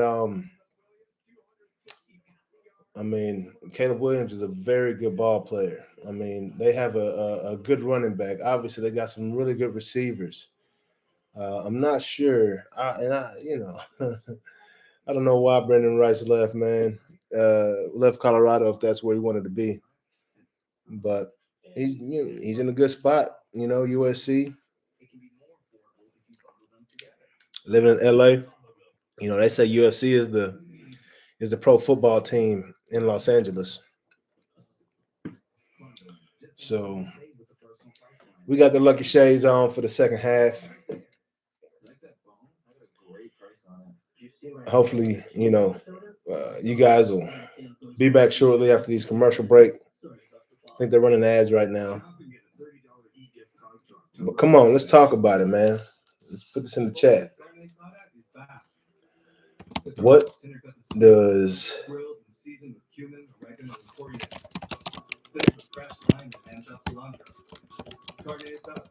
this is the best steak ever. This season will be like no other, and the conference that exemplifies champions marks a legacy moment in the city that defines extraordinary. How to see you win this game? Championship game, Friday, December 1st. Can Teams in the conference leave it all on the field. see you win this game. I tell you right now, they can. Now they're gonna have to have an exceptionally clean second half. They're gonna have to execute. Everybody's gonna have to do their jobs. Talent means nothing in the team sport. Talent means nothing. I mean, it's great to have it. Absolutely. I would love to have a more talented team, but I would love to have a disciplined team that executes even more so, right? Guys that come out and take pride in doing their job well and doing it every time, right? That you don't have to worry about whether or not he's going to pick up his blocker.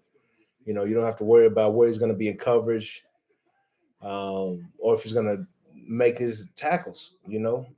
We've seen missed tackles in this first half. We've seen horrible special teams play.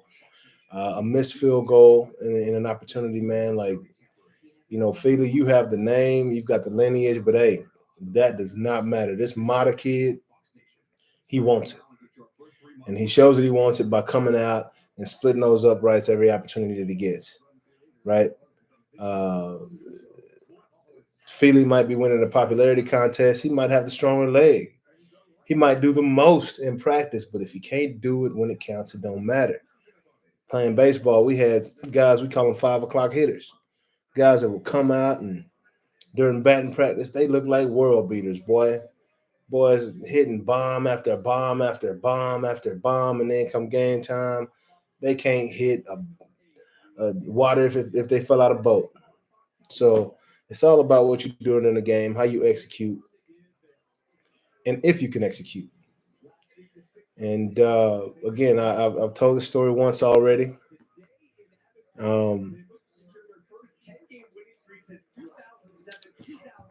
Just to understand my ties to Colorado football. I was drafted in baseball, but I did play high school football, won a couple state championships, state MVPs in the district and all that good stuff for a couple years. And was actually all state my sophomore, junior, and senior year in football. But after my junior year, we won the state championship over much more talented Houston Christian team They had the speed, they had the size, they had everything, right? They were predicted to beat us by I don't know how many points, but we went out and beat them, right? And that's why I know that talent matters, but discipline and execution matters more, right? My coach Barber used to say, "Potential, some French word that none of us really understand." Like I could care less about potential, right? I care more about who you are and how you show up and what you do ultimately. Can you execute, right? So my ties to this University of Colorado football team start with the chief of staff by the name of Ray Forsett. It's my brother. It's my guy. Still one of my best friends to this day. Very proud of him and what he's done with Dion through the years. At Prime Prep to I can't think of the next school they went to, but then over to Trinity Christian and then on to Jackson State. And now here at Colorado. I've watched this journey between these two men for years. Dion actually handed me my first state championship ring when I was in high school. Deion Sanders was very good friends, and I'm sure still is to this day, with Mike Barber. Mike Barber is former tight end NFL for the Houston Oilers back in the day in the 80s. But he has run his prison ministry since he left the game of football for years. So Mike Barber was my head coach in high school, and Dion and him became very good friends when Dion found the Lord and he began to proclaim his love for Christ and to give his testimony. And Dion would go and visit uh, Coach Barber's prison ministry and speak to the inmates and things like that. But anyway, came down to our sports banquet, and he handed me my first state championship ring. And this is why you see the picture with. Let me see. This thing put up here. It's on the rope or something. That's pretty good, ain't it? Oh, yeah, I'm not gonna worry about doing that right now. Messed up some things. Boy, doing too much, man. Ain't you? Ain't you? May as well get it if I'm gonna get it. May as well execute. You know what I'm saying? You're gonna execute, may as well execute. And these gorilla hooks, awesome for pictures and things like that. So as you see here, this thing all turned up. This is it's me and my Grace Prep football days. Got us on the back cover of the 100 year anniversary of the Dallas Morning News sports page. Thought that was a very cool thing. So yeah, I framed it. But see, this is prime time. Written 2J8. That's what they call me. God bless. He says God bless. Signed it in Psalms 32:4. I guess that's a verse that Dion loves and lives by. He shared it with me. And Dion has just been an exceptional, role model for many young men, even, off the football field, but especially young men on the football field. And I just love the way that he runs his ship, the way he runs his program. I admire him. I've always admired him as an athlete, but I admire him even more as a man and as a leader of men. Man, I really did some work back here, didn't I? Shoot. Take down my LeBron and Kobe.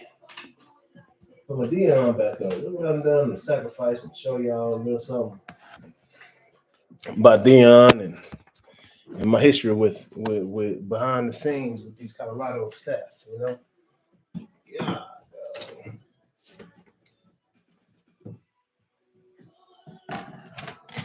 Execute, J.A. Execute. Damn, boy. That was not execution right there, was it? Lord. Gotta execute, J.A. Your whole health is more than what you find at the doctor's office because it's all around you. The food you eat, No, we got that. what you happy, what keeps you alive, the place you call home. Gorilla Hook giving me hell right now, boy. Y'all watching this? So much more. I got on my CU colors, by the way, Health is our whole point. in full support.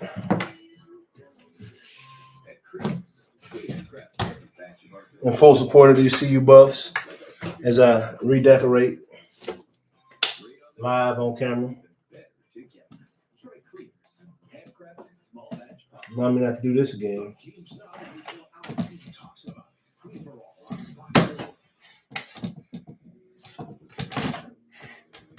And next time I wanna show y'all something. Remind me of this time, all right? But hey, you ain't got to do all that. Hey, you ain't got to do all that, Jay. No worries, it ain't that serious. It ain't that serious. Lord.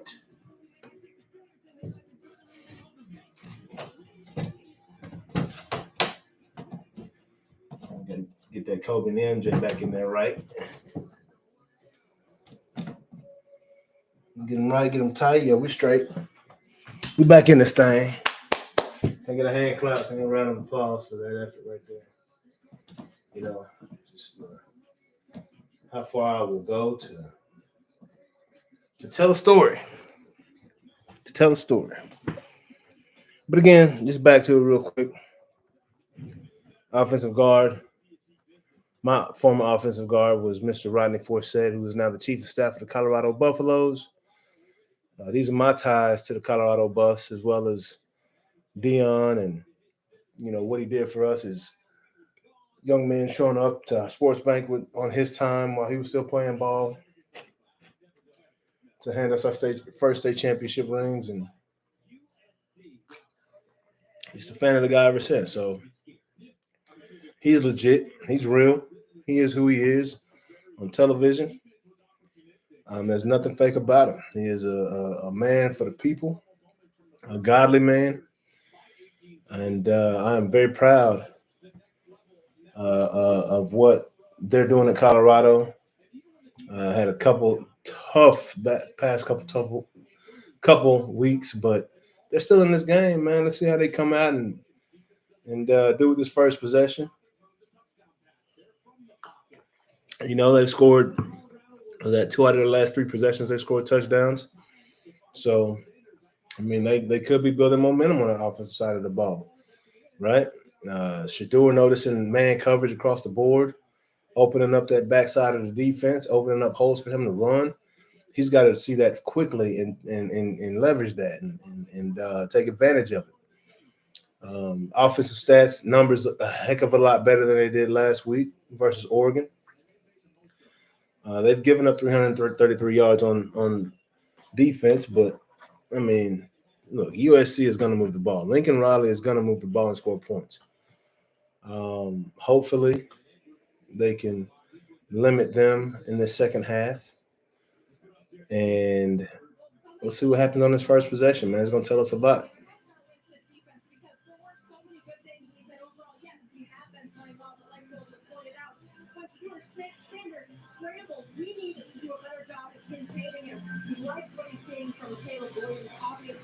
The Colorado Stadium looks full. People are bought in, and people just understand this is a process, man. Like, they are ahead of schedule with this 3-1 record they have, and I know things look bad right now, but be patient, man. You got to be patient, especially with a new coach, with players that he's brought in, but they're all transfer players. These are guys that he recruited out of high school and good things like that. But I think Dion or Shador Sanders' legs are going to be a major factor in the second half. And that's not the way he plays typically, but he's got to make the adjustment, because if they give it to him, he's got to take that, man. Got to take that. 64 yards for Sanders in this game, first down to 35. Here's Sanders to throw it, screen, deflected, incomplete. And I tell you, Solomon Bird has been having a great start to this season. Man, I'm gonna tell you about this drink though. Good Lord, it's so good. It's a dark Malibu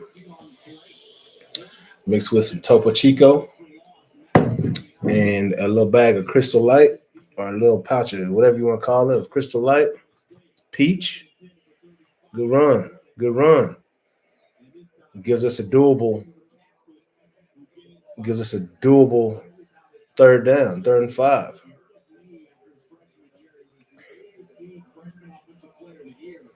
Let me see, where's the mismatch?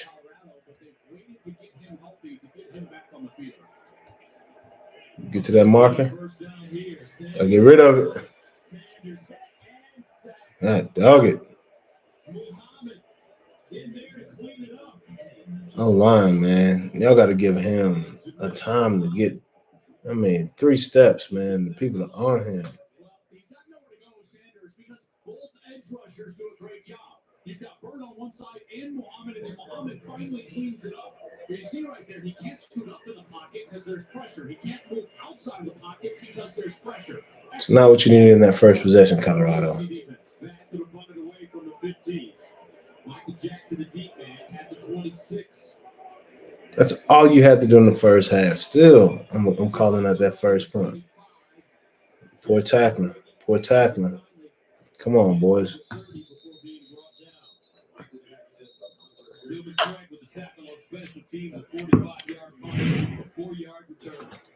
Come on, boys. Caleb Williams, yeah, he's a dog. He's a dog, all right.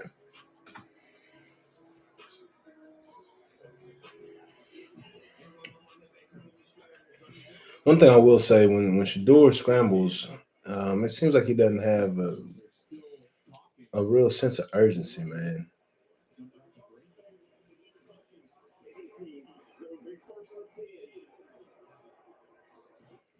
Illegal touching? Player initially, then bounced forward, but then was picked up and returned. Caleb Williams, 19 touchdowns, no interceptions this year.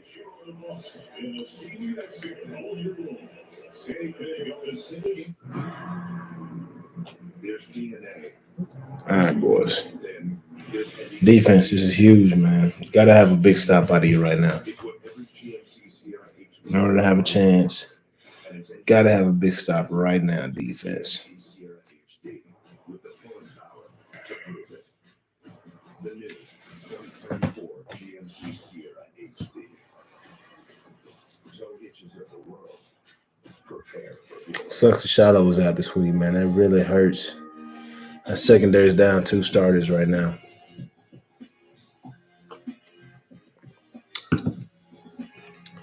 Maybe Cormani will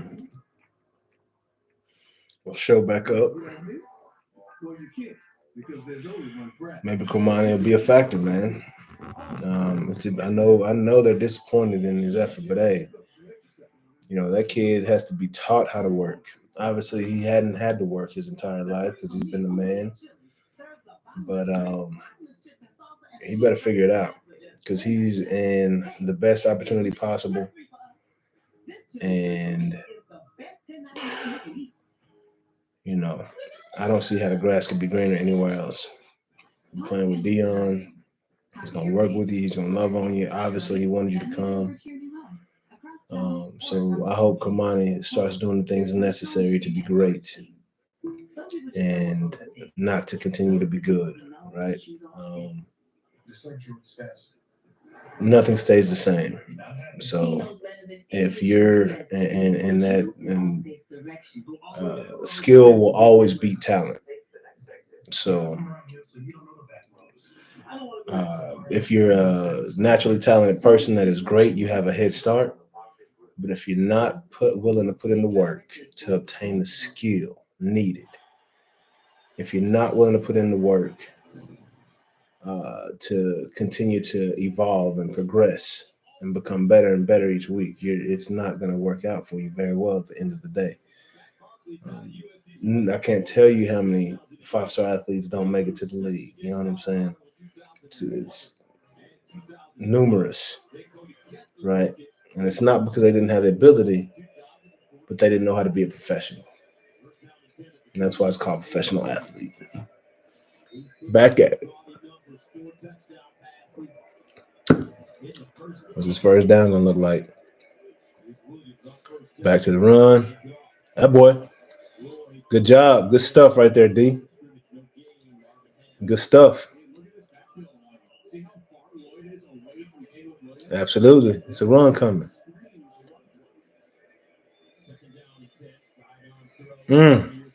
Great cut, 1-5. Following that blocks and that tunnel screen. Got a flag holding. Illegal block.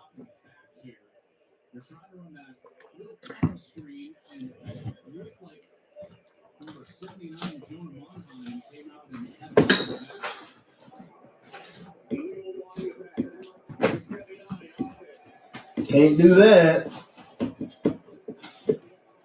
That's not legal. Oh my gosh, yeah, that's blatant, bro. So bring that back. 2nd and 20. Watch this quarterback draw, man. Somebody freaking make a tackle.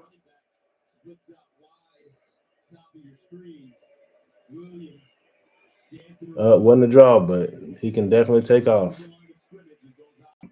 Got 5 yards back, maybe 6. Put him in what, 3rd and 14, 3rd and 15? 3rd and 14. Great job. Great job, defense.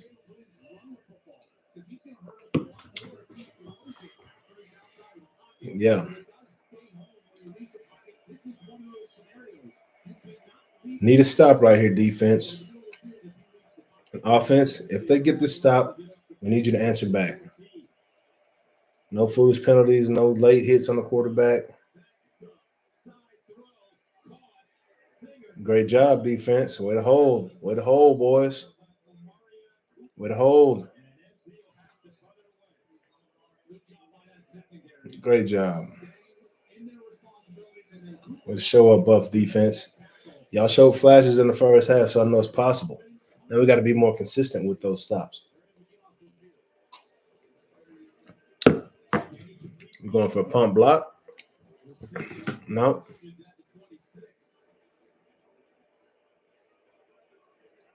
Watch for the fake.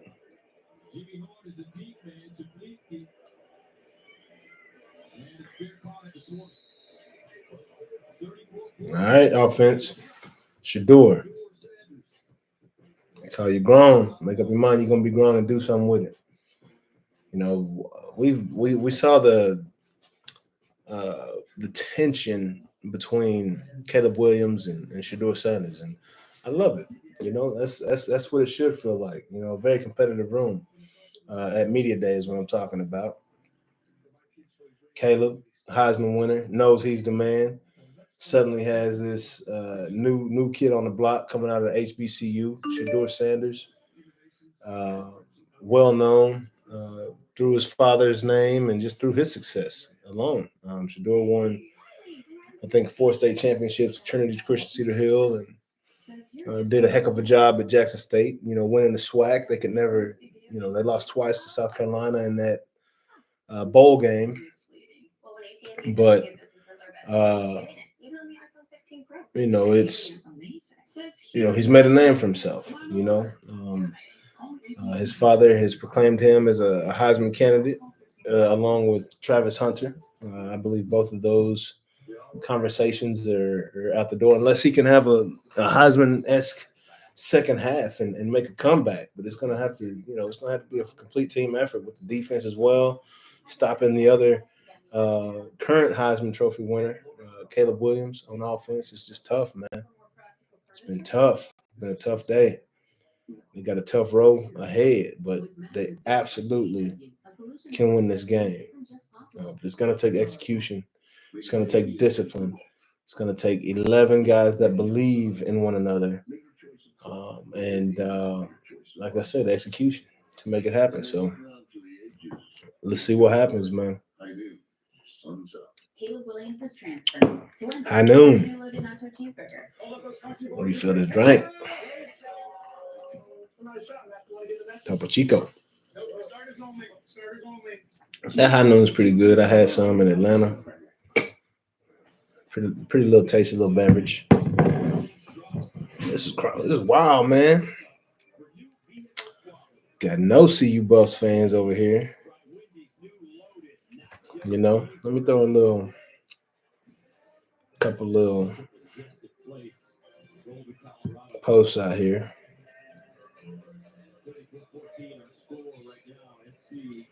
I ain't used to having nobody join the fun, you know. It's just wild to me.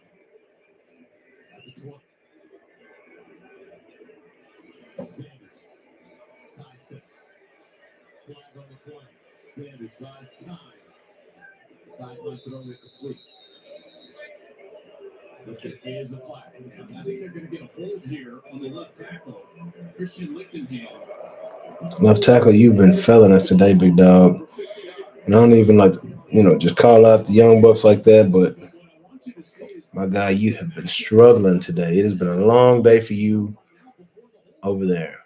That ball has got to be thrown out there and anticipated from sure. And again, you're going to nitpick because of the level of game and competition that you're going up against. But those are the little things. If you've got Edwards, if he's one-on-one with a linebacker, ball has got to be up. Makes it first down and 20 at the 10. Play fit. Edwards. Sanders. Quick strike to Harrison. Here again. Mason Cobb with the tackle.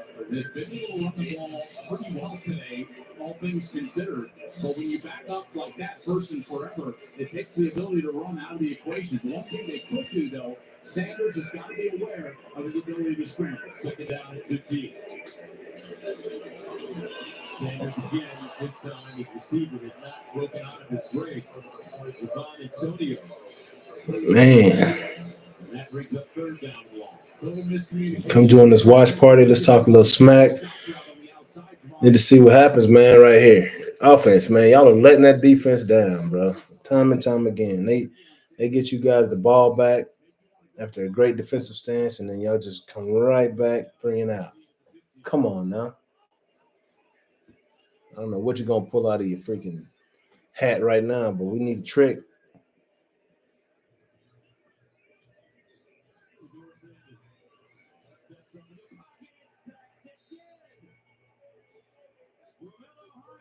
Mm.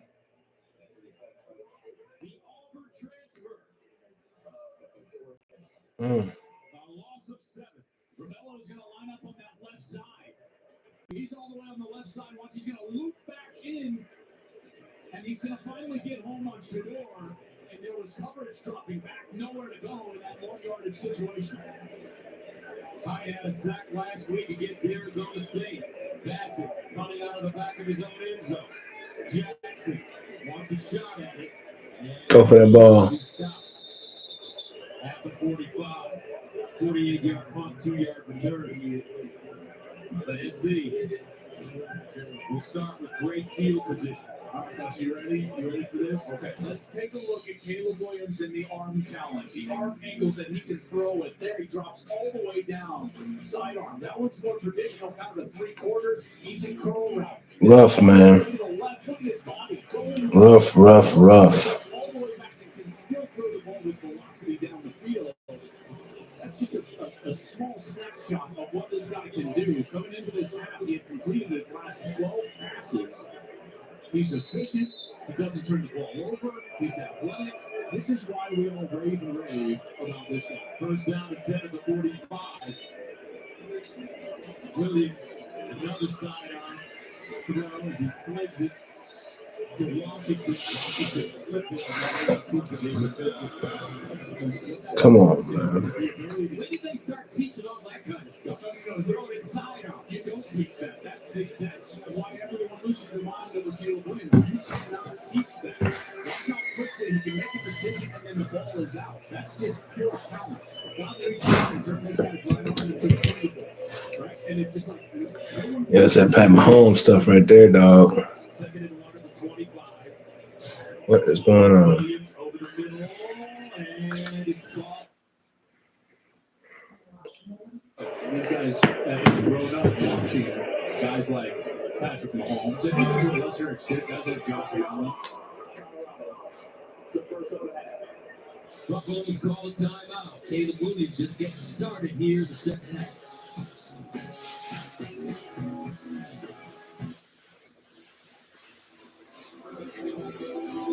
The new iPhone 15 Pro is here. Built with titanium and featuring the most powerful iPhone camera yet. Get it with Boost Infinite and transcend to a wireless utopia. The new titanium iPhone 15 Pro on us, no trade-in needed. Enjoy unlimited wireless in the latest iPhone every year for $60 a month.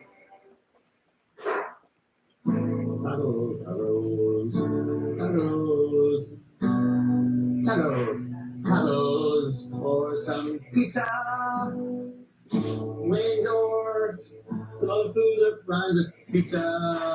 And I'll go get football, unless you rhymed something really weird with pizza, like fashionista. Wait, hold on. DQ put fries and onion rings in a chicken stir basket?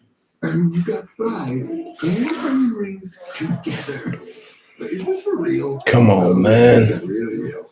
DQ, happy tastes good. Your bathroom needs Febreze small spaces. The always-on odor-fighting air freshener you set and forget. No outlets used, no batteries needed, no effort required. So your bathroom stays We're so much better. 45 days. That's the power of Febreze. And when I say we, I'm talking about Colorado. We're so much better than the effort that we're showing. Yeah, if y'all know me, if you know me, y'all know I'm still, my squad plays at 6. We had a heartbreaker against Ohio State last week, but I have adopted Colorado due to my ties to Colorado. As I stated earlier, my brother is the chief of staff at CU, working for Deion Sanders.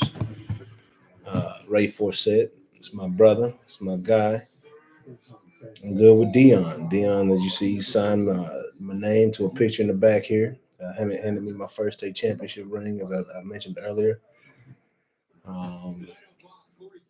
So yeah, these are genuine ties, not just cool. Let me jump on board. Like, no, I got an interest in the building, and they're making me proud. Even with this effort today, man, I'm just proud of them regardless. So I'm gonna be riding with CU regardless. Plan on being at that Stanford game here in a couple weeks, and man, let's just we defense. You're doing great, man. Let's try to keep it here. It's gonna be tough, man. Lincoln Riley don't mess around. They got weapons all over the field. They got one heck of a quarterback. Obviously, he's a Heisman Trophy winner. We just have to come together, man, and make this thing happen. We got to step it up and execute. Everybody, all 11 men on the field, got to execute. Do your job, and it can happen, man. You got to believe, fans. Got to believe, man. Anything can happen. Turnover, whatever, interception, fumble, whatever it might be, man. Anything can happen. I believe.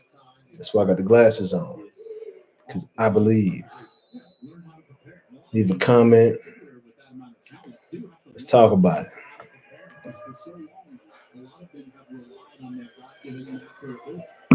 I'm going to stay here all day. I'm talking to myself. We're doing this, baby.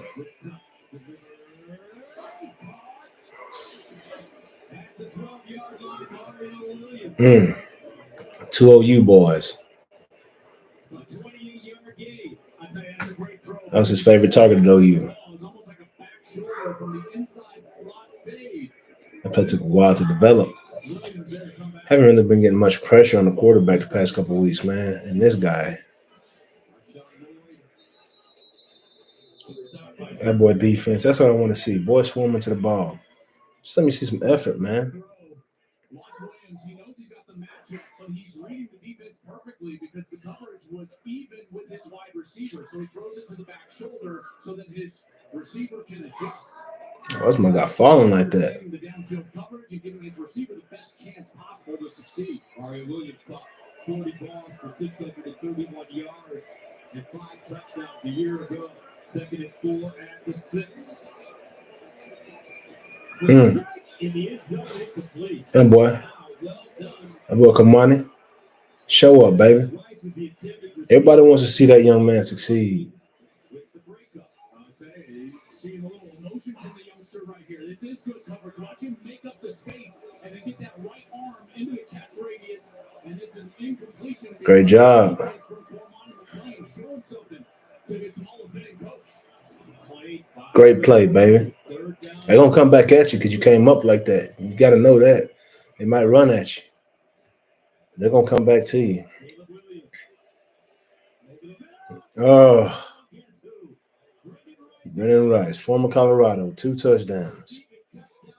Goodness.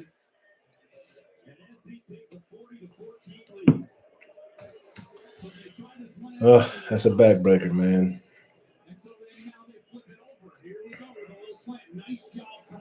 What are you doing, bro? Come on. You know you can't let him get inside like that. Jam him up. You're playing in his face, bro. Put some hands on him.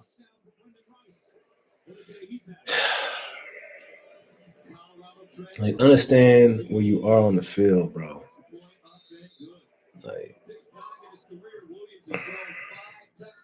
it's not easy. It's not an easy position. Cornerback is probably the toughest position to play. But you cannot let him have that inside leverage like that, man. Like, come on.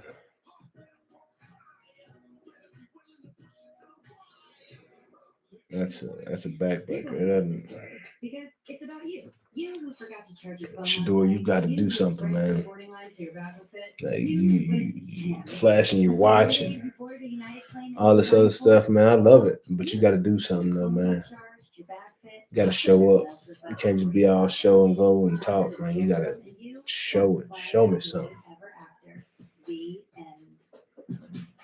Same Missouri, ain't the show me state. But you got to show me something. Got to show me something.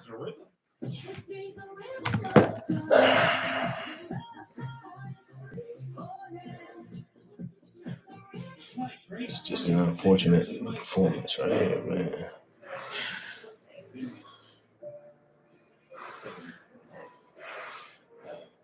I mean, we both saw this coming.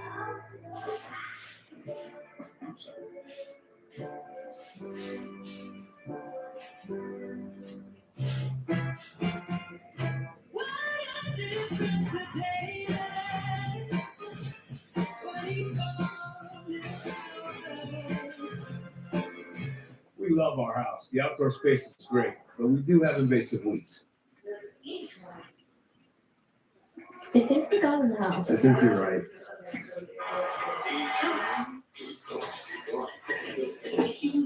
Stay away from my family. Why? These Geico makes bundling my home and car insurance easy. We save so much. Well, we get the spray stuff. Get the spray stuff. He's not here. Get bundling made easy. Go to Geico.com. With the first pick in the Jersey Mike's catering box draft, Sarah from Carolina selects number 13, the original Italian. You know, I trust my gut, and that's exactly where the stuff's going to go. So, The Jersey Mike's catering box, a sub above. Ooh la la, ooh la la. On Tubi, rom-coms where sexy heartthrobbers lift up their shirts to reveal the most perfect abs you've ever seen. Just keep going. Well, Brendan Rice is our Good Hands playmaker, sponsored by Allstate. You're in good hands, and Brendan Rice has flashed those hands today. He's been tremendous, and he's gotten better every single year of his career. From the time he was here at Colorado, then transferred to USC, and now become a real threat for them on the outside. In fact, when you look at what he's starting to do, you go back to last year's bowl game, Gus, he had a couple of touchdowns, well over 150 yards. He had over 100 yards last week, now lighting it up again here today. They've got a real threat on the outside in number 2. And for more, let's go downstairs to Jenny. and you're seeing that connection between Brendan Rice and Caleb Williams. And when I asked Rice specifically about playing with a QB like Caleb, he said, I committed in the offseason to being better for Caleb. When you have a guy that is so respected, so well liked by our team, but also demands excellence at every single moment. We all needed to elevate our game. Bryce said, I went into the offseason focusing on the little things, paying attention to the deep details, and obviously it's paying off, guys. All right, thank you very much. First and 10 to the 25 now. Down 41-14.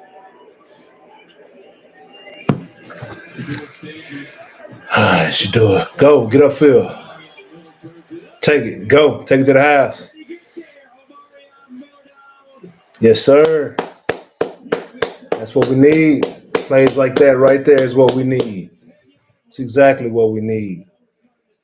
Come on, open this thing up, man. Open this thing up, offense. Be smart with the ball. Shador make better decisions and recognize what's going on much quicker, man. Let's go. Ain't no bandwagon. My offensive guard was the chief of staff, or is the chief of staff in Colorado with Dion right now. Dion handed me my first state championship ring, so ain't no bandwagon. I got invested interest in these boys. These are my guys out here. So I'm all about CU right now. Straight up. Plan on being at that Stanford game in a couple weeks. So, yeah, we really riding with CU right now. It's funny enough because I'm actually a Notre Dame fan. And when I became Notre Dame fan, they lost to Eric Bieniemy. They lost to Eric Bieniemy in a bowl game. They lost to Colorado and CU. So I never hated CU. I love the gold helmets. I love what they got going on.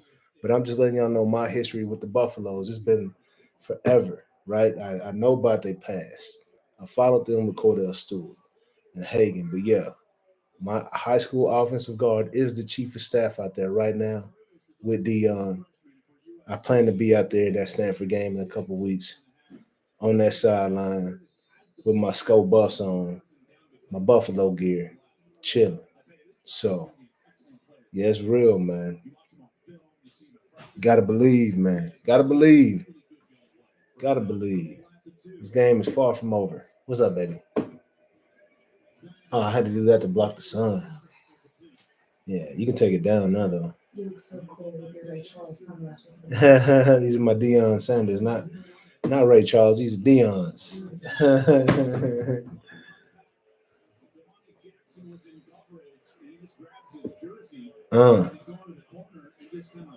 Yeah, absolutely. All right, so let's put number 4 out there.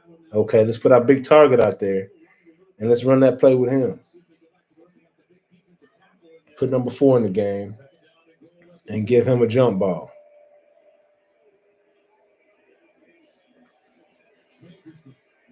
Oh yeah, he's in there. Touchdown. Gonna flash some arms up, big dog. You saw it. You make a call. Have some confidence about your job, man. Have some confidence in yourself, umpire. Atta boys. That's what I want to see. A little fire. A little fire. Come on. Now, defense, you build on that. Keep that momentum going forward. Then offense, you build on that defensive momentum. And let's keep doing this thing.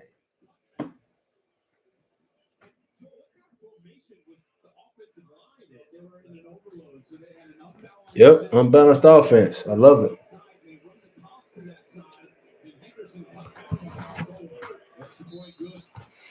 That unbalanced offense, man. It confuses the defense when they haven't seen it before. That's that schematic pressure I'm talking about.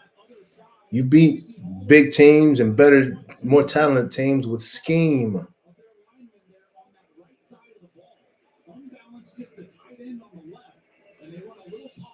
Boom. Yeah. Yeah. If you haven't recognized the unbalance before, you don't know how to line up to it. The trick is the guy next to the center is the center now. You know, you got to slide everybody over.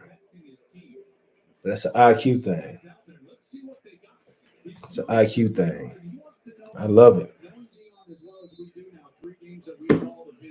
So far this season, you know how he would put it? He would say, I want to know who's a dog. You know, and who's going to go out there and get it? Who wants it? Who wants this thing? Is what he would say.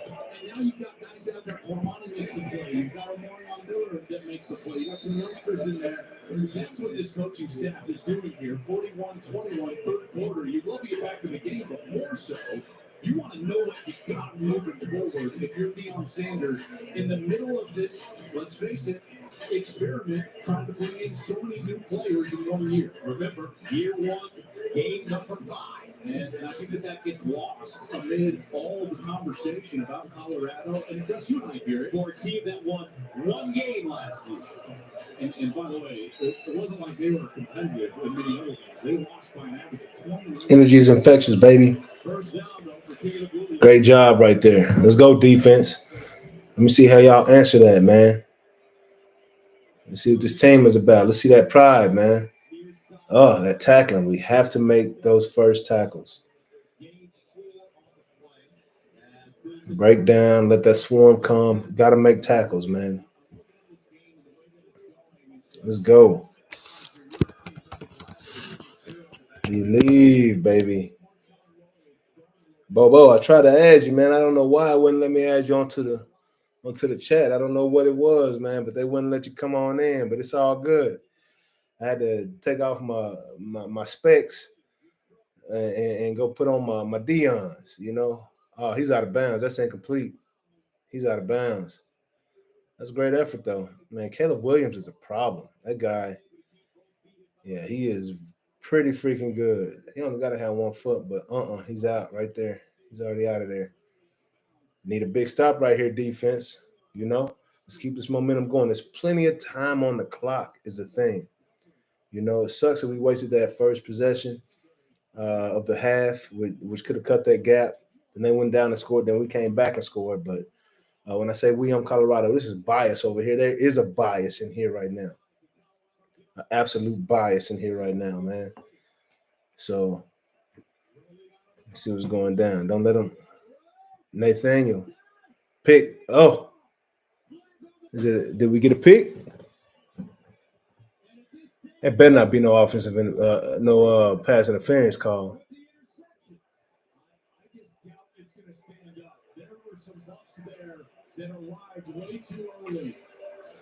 They're going for the ball, though, is the thing. If they're going for the ball, man, don't play with them, bruh.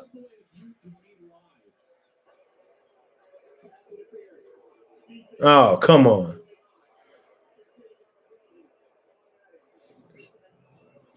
Come on. He's starting for the injured Shiloh Sanders. And you can see good disciplined coverage. And as Williams takes off out of the pocket, he's trying to make a hero throw back across his body. And there's Roger Gordon. He's holding on to the man. Oh, come on, bro. All right, better tackle. Come on.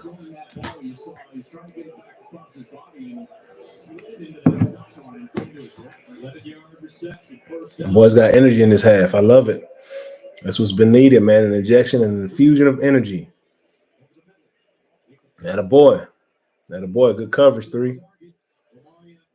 You know, Caleb Williams ain't used to getting hit like that. That he remembers that corner blitz from earlier. Man, you gotta, lay the wood on this young man. Slow him down a little bit, because when he gets moving around back there, it is a problem. Absolute problem. Let's see what's going down. What we got? 2nd and 10. Watch the run. All right. The run is coming. Okay. Look at the alignment of the running back. Okay. He's a little staggered behind the quarterback. Good 2 yards away from him there, handing the ball off. Get ready for the run. Oh, nope. Didn't run it. Passed it. Oh, my gosh. Oh, let it go.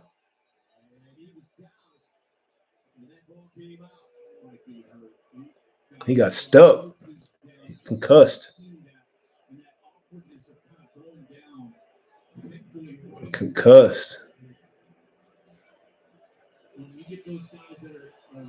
Shot. He's clearly down before that ball comes out. Woods is shaken up on the play. Rice is shaken up on the play. Just an awkward tackle at the end. But I think clearly had control just before, after that one touch. Boy. Split second. That could have been a turnover right there.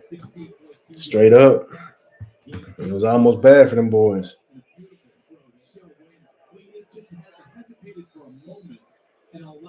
space to get into that second window on the slant, and then drop down 3/4 sidearm and just delivered a strike.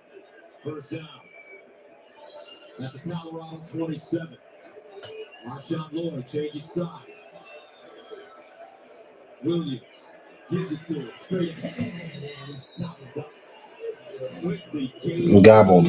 Hawkins. After the 4-yard gain, Ole Miss transfer. This offensive line trying to find their footing in the run game. Been a little more difficult than I think they anticipated. Lloyd now 12 carries. He's got 5 yards per carry. So he's running fairly effective, but they haven't gotten that big burst, explosive run. Trojans go empty backfield. Caleb Williams to the sideline. First down and more. Kyron Hudson. Sylvan Craig defensively after an 18-yard gain. Caleb Williams is really stuck. Rack up the numbers. He's thrown for 371 yards. That's a Heisman candidate. That's what they do. Only the second man ever to win back-to-back. Yeah, the Buffs definitely gonna be a problem, man. It don't matter if they went to the Big 12 or stay in the Pac-12, man. Year 2 and 3, they're gonna be an issue because now he's gonna have players that he's recruited for a year and brought on board. I think, man, like the first thing they're attacking, when he mentioned a few weeks ago, he needs, he's about 7 to 8 dogs away from really wreaking some havoc. I believe he was really talking about that O-line and that D-line because from a skill standpoint, they have dogs on the outside. They got dogs in the secondary. Kamani McLean, as he continues to progress and learn how to be a professional in college or work like a professional in college, right? Not rely so much on his talent because that talent only takes you so far. And I think the fact that, Prime is holding him to such a high standard is going to do nothing but be great for him. Man, that's tough. Touchdown, man. It's all good. But I think that as, Prime continues to groom him into a much higher level cornerback from a preparation standpoint, man, he's going to be something to deal with. Obviously, he plays with a lot of fire and a lot of talent and passion. But along with that, like I said, it's good to have talent, but it's better to have skill. So if you are a talented player and you get with someone that can polish that talent into you becoming a skilled player, you're going to be elite, just like Prime was. Prime took a lot of pride in his work and his preparation. That's what separated him. He already had the gifts. He had the speed. He had decent size. He had the IQ, but it was his preparation that really took him over the line, right, and made him an elite cornerback, an elite player, period, right? Because he was, when he was on offense, they couldn't stop him, right? So, I think that he's going to pay great dividends to Kamani McLean. I think also Kamani watching Travis Hunter work when he comes back. I think that was kind of intimidating for the young buck. This kid, he's been all world, everything, growing up, to a point to where when you have a kid like that in your system, there's really not much coaching him. You just let him go and be and do as he is, right? Because more than likely, he's better than anyone that was on that coaching staff. More than likely, he's going to go further than anyone that's ever coached him prior to coming to Colorado. So he has been accustomed to doing things a certain way. So, when we saw a bit of the tug of war, if you want to call it that, when he wasn't in the summer camps with the rest of the guys and he was staying home and doing his own workouts and all that good stuff, because that's what's worked to this point. But if you want to be exceptional at the next level, you have to do something different. So, because what brought you here and what got you here ain't what's going to take you there. You know what I'm saying? So Kamani is absolutely, I think it's going to be a great thing for him to continue to, progress under Deion's tutelage as a cornerback. Who else would you want teaching you? Period, man. Yeah, absolutely. Deion can out recruit anyone in the Big 12, man. Yeah, and once that O line and D line, they come together, man, they're gonna be a real problem. A lot like Jackson State, man. His first year, I don't know if y'all remember, but Dion's first year in Jackson State, that O line was their biggest flaw, just like it is here in Colorado. But and we say first year in that spring season, right? Because the COVID year, it was just a very different situation. What was going on in that HBCU in that SWAC? Now they had a spring season, so the O line struggled heavily in that spring season. Um, Jackson State ultimately did not win the SWAC in that spring season, but come fall, completely new O line, right? And then that second year, completely new O line, even more so, right? They had some big boys that were physical and played nasty, nasty within the rules is what they like to say. Aggressive O linemen.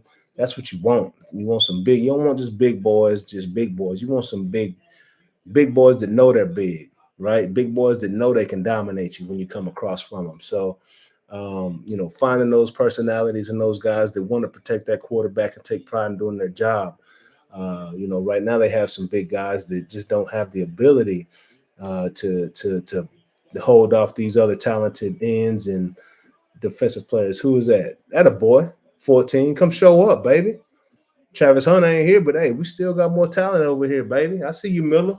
That was a great play right there by Shador, just going deep on that. Uh, Great job right there, man. Taking advantage of that offsides penalty. One-handed catch coming down with that thing. I love it, man. See, right now what we're seeing is some pride, right? Last week, that's what we did not see out of these kids, man. We didn't see them playing with any pride. And it showed in that final score. And it's really good to see these guys battling and fighting to the end, man. Like you never know what can happen, man. You put the ball in the end zone. I mean, you're gonna need 3 defensive stops. We've seen the defense already show up a few times already in this game, and we know they can do it. Right? It's tougher and tougher as the game goes on, especially we don't have mad depth. Right? These guys are getting more and more tired, but anything's possible, man. Turnovers, anything, man. When that momentum turns around, if you can get that thing to truly flip, man, oh, big things can happen. And that looks like a touchdown. Big 87. I like that kid a lot. He's a very smart kid. Daddy, I'm going to show you something. What you want to show me?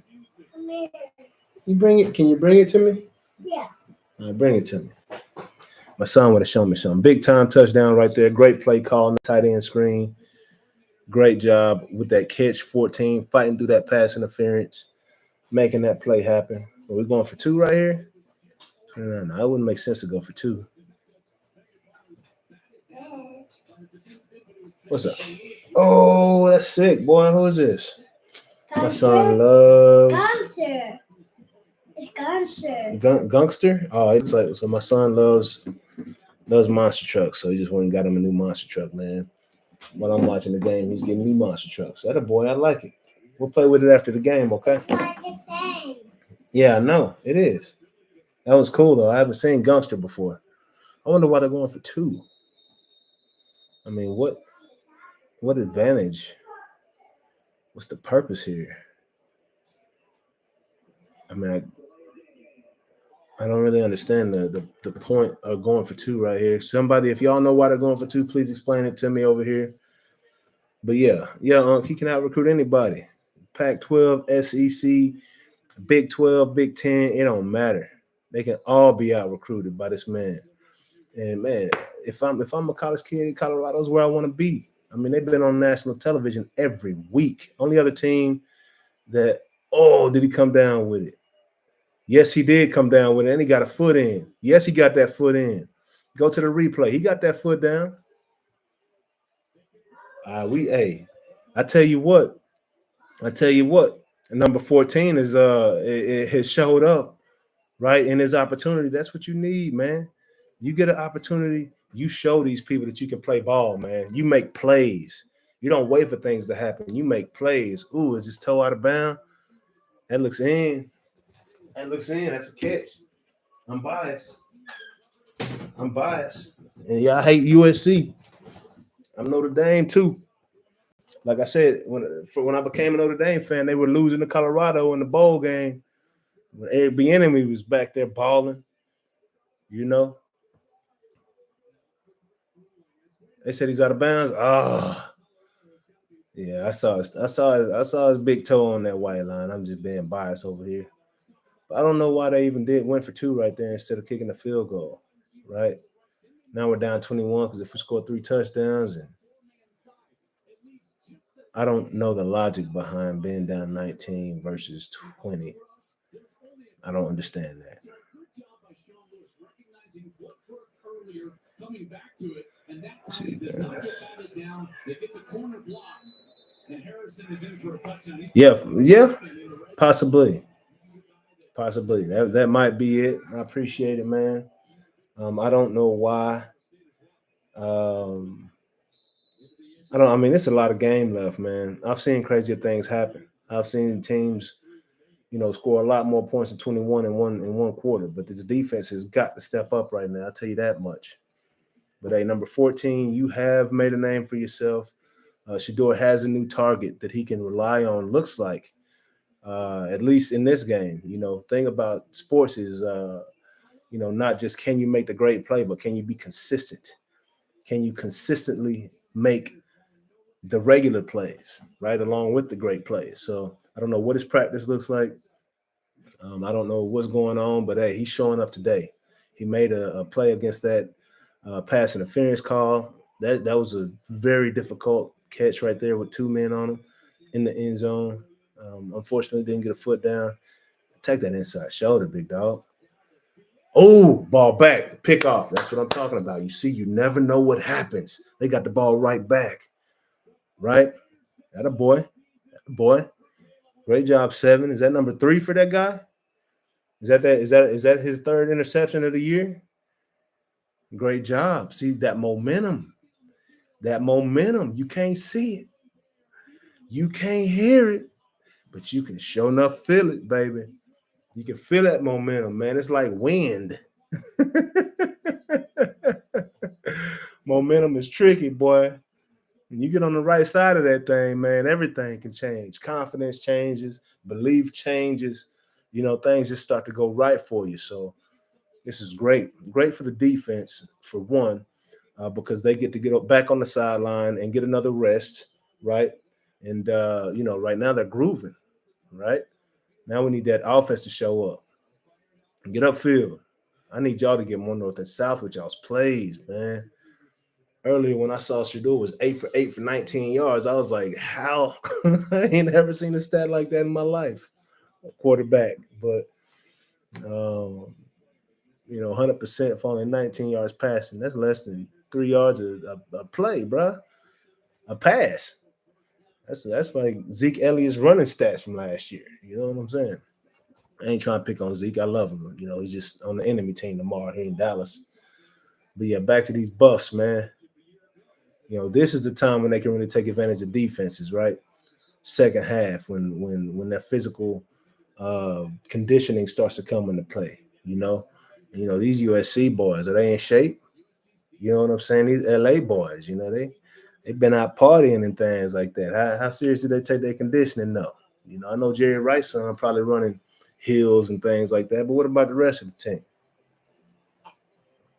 This is going to be real interesting if they make this a 2-score game, right?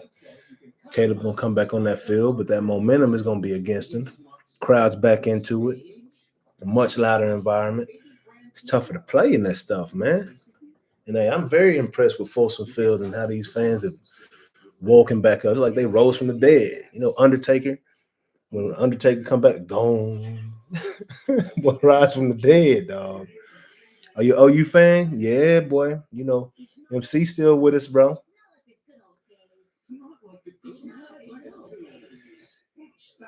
Yeah, man. So that's one thing I know about Lincoln Riley.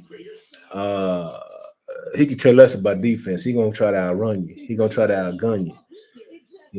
If he can put up 100 points and you score 99, he's perfectly fine with it. That's one thing that would set him apart from previous Oklahoma coaches, man. Like, I'm not used to seeing OU give up that many points ever. What's up, baby? I'm not gonna eat no Cheeto. I appreciate it. I'll eat some in a little while when I come back in there. Okay. We only got 1 quarter left, so I'll be back in there in like 25 minutes. Okay. Okay. All right. Cool. Yeah, man. No, we still rock with OU. But yeah, I know OU more than anything want to see Lincoln take these L's because the way he rose up and walked up out of there, once he realized that there was nothing he could do about that defense that he left uh, Coach B out there with, with the team, period. Like, it was just a horrible recruiting job, it seems, Um, I don't know what. Yeah, it was like he was running away from a problem that he knew he had. You know what I'm saying? And I can't. It's hard to respect that. So he ran to a team that had a pretty decent defense, added his offense, and now we'll see what continues to happen in the next couple of years. It seems like USC's defense is steadily declining because they're not Oregon's defense. I can tell you that much.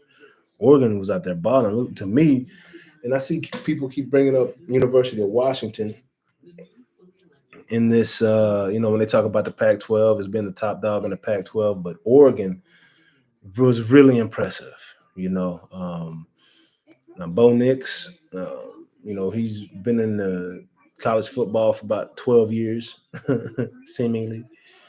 But, I feel that Oregon had a much better defense than what USC is presenting right now. I mean, obviously, look at the score from last week, right? But, I think that Colorado really has a shot right now due to the deficiencies of USC's defense, man, and a Lincoln Riley coached team's defense that is typically,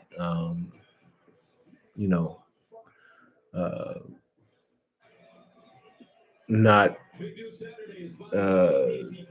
Yeah, he's not a good defensive coach whatsoever, right?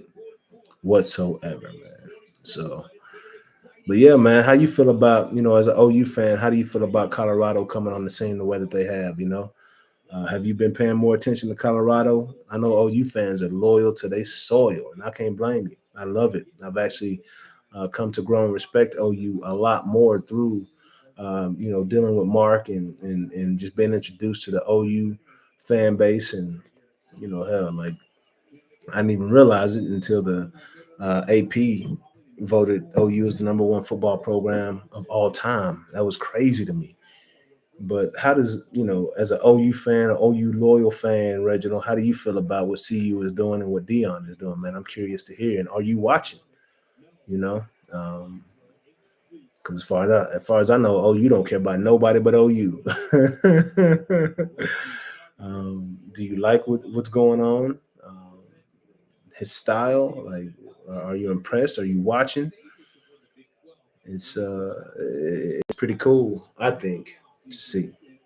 But again, I have ties to Colorado football that most people don't, in their staff, and their success means a lot to me because I've got good friends on the staff out there. So I'm not completely 100% bandwagon because I'm rooting for my guy to win.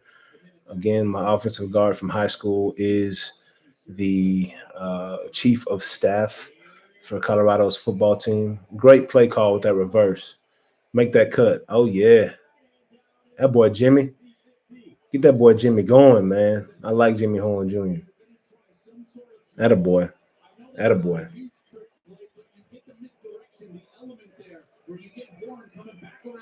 Yeah. I mentioned it earlier in this game and on this program. My wide receiver from high school is also the head coach out at Florida State. So oftentimes when y'all see this Colorado football and Florida State beef, just realize that people on the staff of those teams once played together in high school. So those are two friends just competing with each other at the end of the day, for recruiting and all that good stuff. But you'll never see anything get too ugly between those two because there's a lot of respect on both sides for each other. So big play right here, 2nd and 11. That boy need a touchdown. Need a touchdown. I'm either putting 14 in there, putting 4 in there, throwing a jump ball. I'm getting Jimmy Horn or number 10. I know Xavier's going to make a play for me right here, too. Give me a fade route. Look how far Annie's playing right here. Recognize that, Shador. Give me a fade route. Ain't no way he's getting out there to that.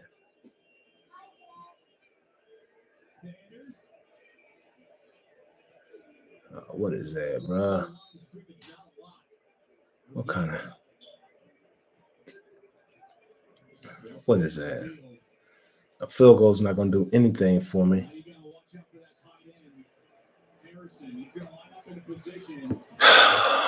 We just need a first down.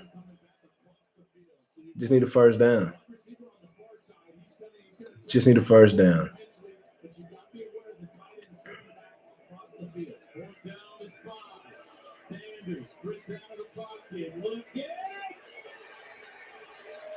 There he is, 14. That a boy. Show up, baby. Have a day. Have a day, sir. Yes, sir. Oh, yeah. Prime fan, especially after the game buying. Yeah. Cowboys, baby. Let's go. Yeah, I ain't watched CU. Like, I haven't watched a CU football game since, like, a whole game. Since, like I said, since Colorado beat Notre Dame back in the bowl game when Eric Bieniemy was running back. I think that was like 89 or 90. But hey, I've watched every game this year, every game, man, because it's just it's a great story. I mean, this team won one game last year. I mean, they surpassed that in the second game of the season. What a catch, what a throw! My gosh, I wish Dak Prescott could make throws like that on Sundays, but we see that he throws them right into the ground. Was that CC Sabathia? Yes, sir. Let's go, man. And that momentum is behind these boys. That's a 2-possession game now. My gosh. That's what I'm talking about. Let's go. Let's go.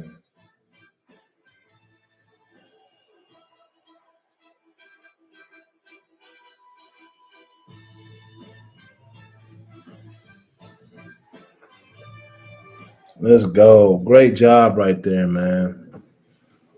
Yeah, it's good to see, and I know I'm not alone in this, man. Like, it's just good for NCAA, man. NCAA has had such a black eye on itself for such a long time, and treating the athletes, wrong, and siding with the coaches, man. Like, stay on Colorado and off of Dak.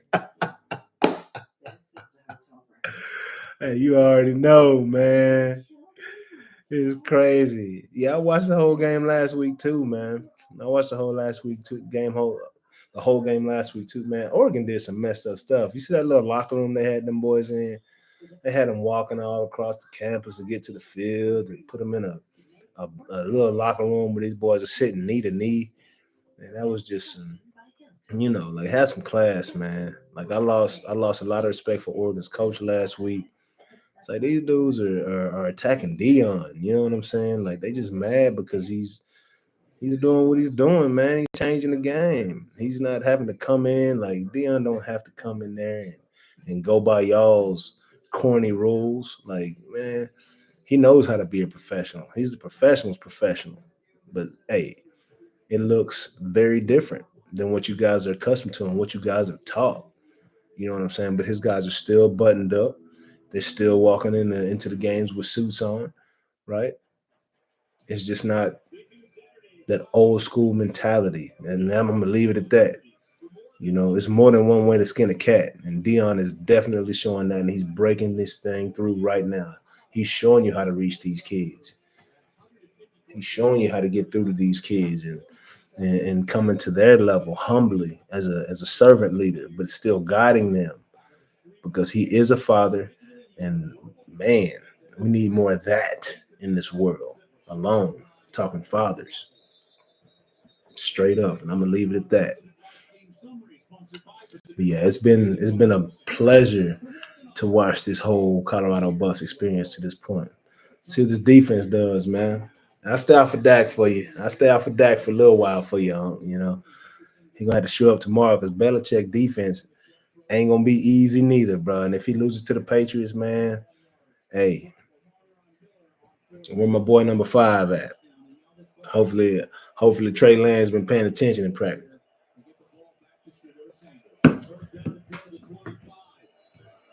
Boom. Oh, come on, 7. Boy, you ain't hit nobody. You didn't hit the running back or the quarterback. Who was your assignment?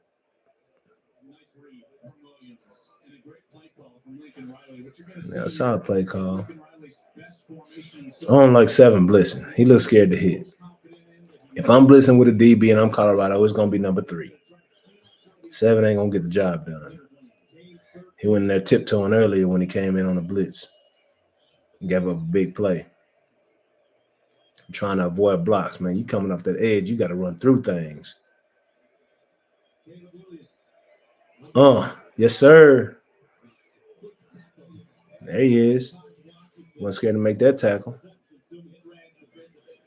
I see you, big dog.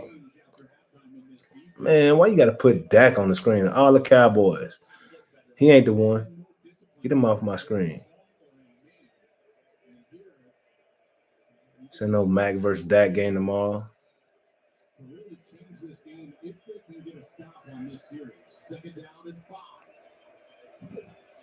Need to stop. Oh, good pressure. Pick. Great job. Great coverage. That boy Kamani. That boy.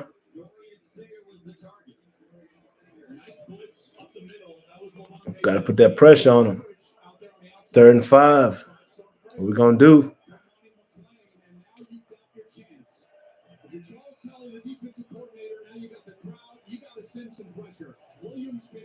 I wouldn't send pressure 3rd and 5. I am in a cover 2. Protecting that marker right there.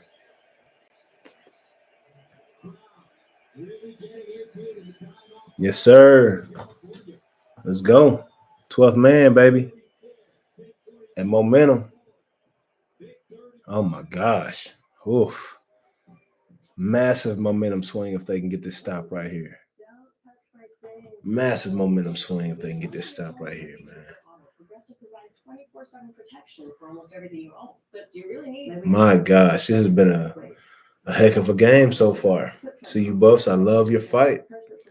That's the sign of a heck of a coach. These boys are in here playing for this coaching staff right now, man.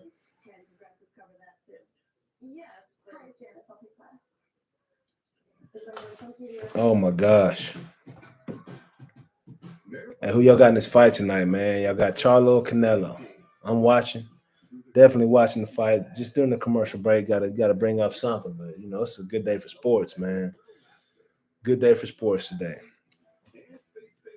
Colorado got that momentum on their side right now. My gosh. Big moment in the game. Biggest moment of the game right now.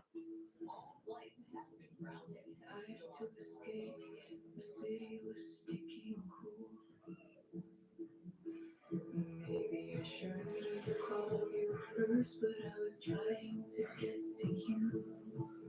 I was dreaming while I drove the long straight road ahead. Yes, sir. Let's go. Let's go. Share this link. I'm gonna share this link for the rest of the second half, man. See if we can get a few more Bucks fans in here messing with us for a little bit, you know. Yeah, it's a great time for a little commercial. Good call, YouTube, right here. Let me see. How do I get my link to share?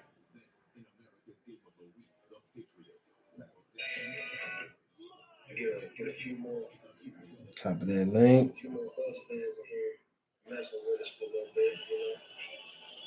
Copy the link. Let's go, Buffs. Let's go, man. Let's go. There it is.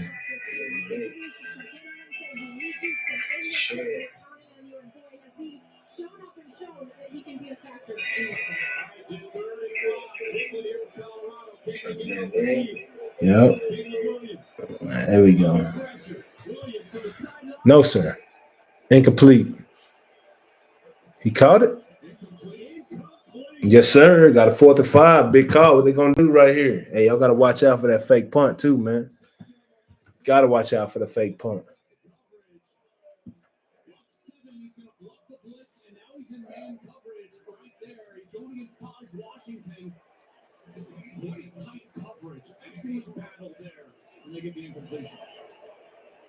Trojans punt it away.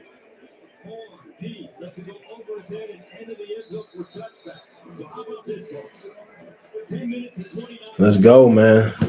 This thing has gotten incredibly intense. What you got about it?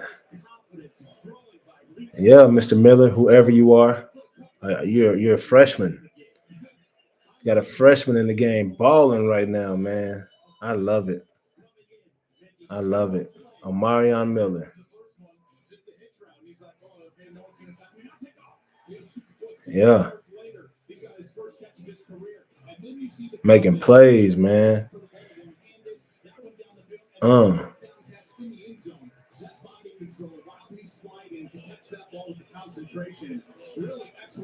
Yeah. Yeah. This is what happens in these moments, man. This is what happens in these moments. Somebody steps up, and now you know what you got for the rest of the season out of this guy. You know what I'm saying? I love it. These are opportunities that you must take advantage of.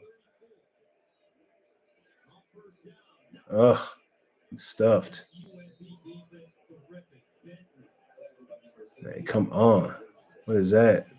Ain't no time to be giving plays away.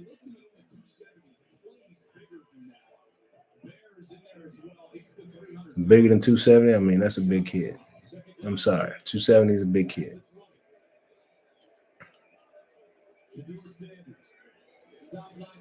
Go. This boy balling.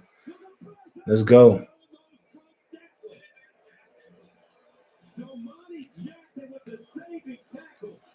Don't forget about Jimmy Horn on the other side on that post route against that soft coverage across the middle. Look for that. Boy caught a cleat to the face.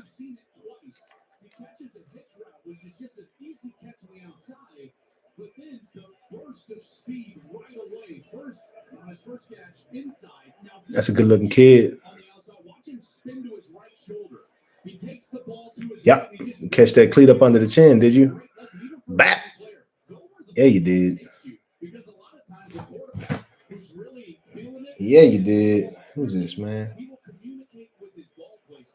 So if the ball's on the outside, spin to the outside. That's what he did, and he picks up more yardage. Remember, Omarion Miller, the freshman, had his first catch in this game. Hey, let's pick on that side now. Let's pick on him. Starting to get going, 25-38, 301 yards passing, 3 touchdowns and an interception. I'll tell you, you keep referencing something happened at halftime. There wasn't a lot of schematic adjustments, Gus. I'm telling you, watching this game. But I'll tell you what the adjustment was made, the attitude of what happened on that other side. Deion Sanders, there's no doubt in my mind, challenged his team. Let's go, boy. And said, if you want to play, show me you want to play. Yeah. They're getting their chance. They're surely showing out. First down and 10 at the 48. Here's a Shaquille. Dancing around. and get rid of it. That's what Shador has not been doing this year. Just get rid of that football and not taking the sack. Certainly a couple of times last week against Oregon, he held the ball too long. There was a time earlier in this game on a third down on that first series, he held it a little too long. But he's been much better in this second half. And candidly, the offensive play calling has been much better as well. Getting the ball out quickly. Let's go. In space. Here's Sanders. Cuts it. Oh, who was that? Dropping balls. Come on, 10. Need you right now, Weaver. Ain't the time for that, man.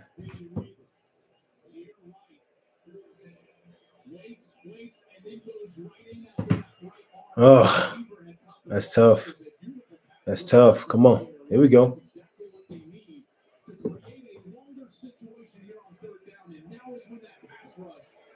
3rd and 10. Big play right here, man. At least get in the manageable down and distance for 4th down in case you got to go for it. And you got to go for it right now, down 2 scores with 9 minutes left.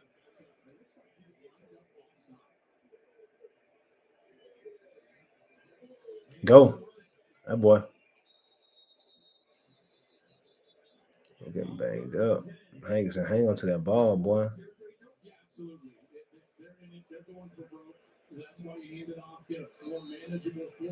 Mm-hmm. Get a manageable 4th down you can work with.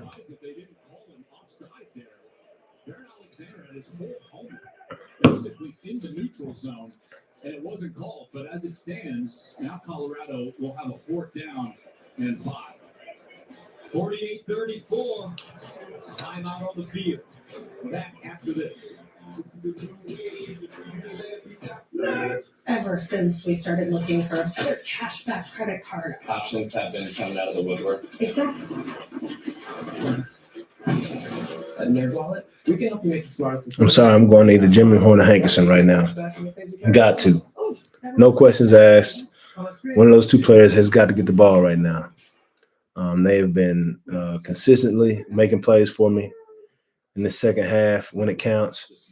I think Xavier Weaver has gotten out of a little rhythm or whatnot. I don't know. But I'm going to 5 or 14 right now on this play, unless I'm running a screen, and I'm not running a screen right now. I believe USC might be looking for some type of a screen right now. So, Shador, I need you to get rid of the football. If you notice man coverage, I doubt you'll get man coverage. I think they're going to come after you right now with a blitz, make you get your hand and get rid of the ball. But recognize the blitz, hit that hot route. Also, 87 is an option that I might go to right now. That guy is solid, great hands, a great security blanket for him. So we'll see what happens, man. Definitely Colorado has the momentum right now. Things are going right. If they can get this thing down the field and score right now, it'll be a 1-score game. Much closer than anybody anticipated, man. This is just a very good game, man. Like I told y'all at halftime, there's plenty of time on the field. All you got to do is execute. You beat the man across from you, 11 men doing that. Got a chance and give yourself a chance to win the game.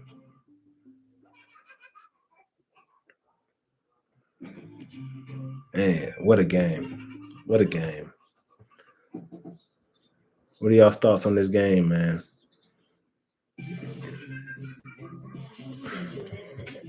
What are y'all's thoughts on the game right now? It's the little things. It's a VW. This October 10th and 11th, Prime Big Deal Days give Prime members exclusive access to 2 days of big savings, which means you're kind of a big deal. Prime Big Deal Days, October 10th and 11th, only for Prime members.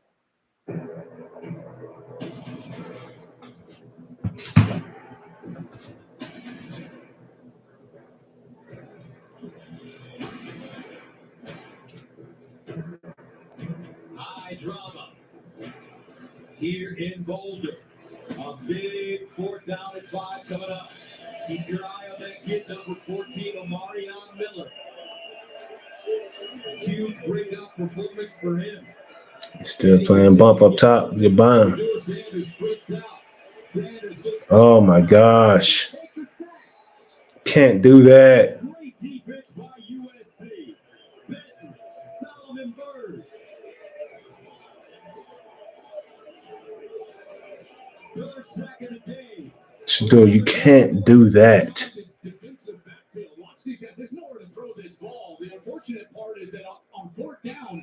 Throw a ball out on that flag route, man. Put it towards the sideline. Massive mistake from Shedeur Sanders. Dion knows it. They tried to run the little sprint out.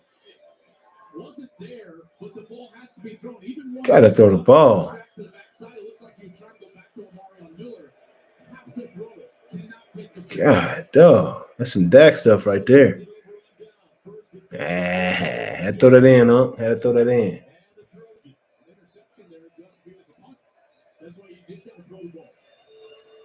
Running. They're going to try to run this clock out. Runs it for two. Regardless, the quarterback has to make you right. And again, you put the onus on You cannot take a sack right there, too. You got a chance for a pass interference. If they pick it off, that's on them. And it's like a punt, you're gaining yardage. The only thing you cannot do is that scenario is take a sack. Second down and 8 at the 42. Austin Jones in the game and running back. Not okay with that, man. Put your helmet on. Be a football player. Quit trying to be a celebrity, bro. Williams dumps it down. He's got Jones. I don't want to say you never be a dad, but your dad was the truth because he was balling. Stood up. Won't go down. Because he backed up his play. Got to back up. If you talk it, you better walk it, man. Because there's going to be that much more criticism on you when you fail.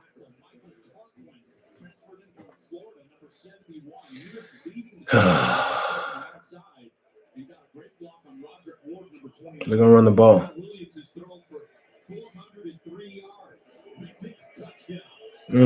6 tutties. Great job here. Being deliberate. Take as much time off this clock as you possibly can.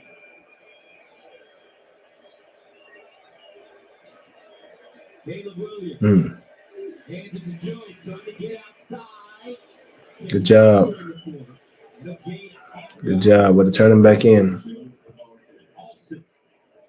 Mitchell combining on the tackle.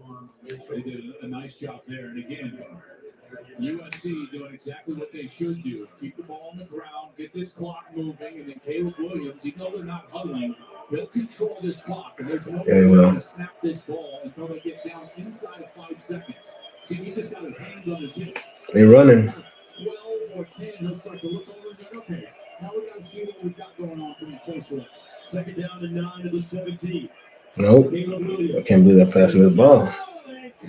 Stop the clock. Oh, boy. Yeah, he has. He's balled out this year. Marion Cooper's been having an exceptional season playing cornerback opposite of Travis. He's number 1 cornerback now.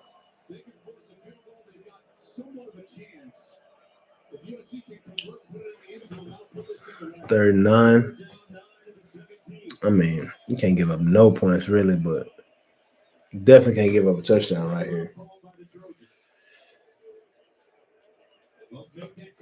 How big is that missed field goal earlier in the game? Is all I'm saying. At that point, we're looking at still a 2-possession game, but had he made that field goal, they may not have gone for 2, right? Then it would be 48-38, 10-point game. It's like crazy, man.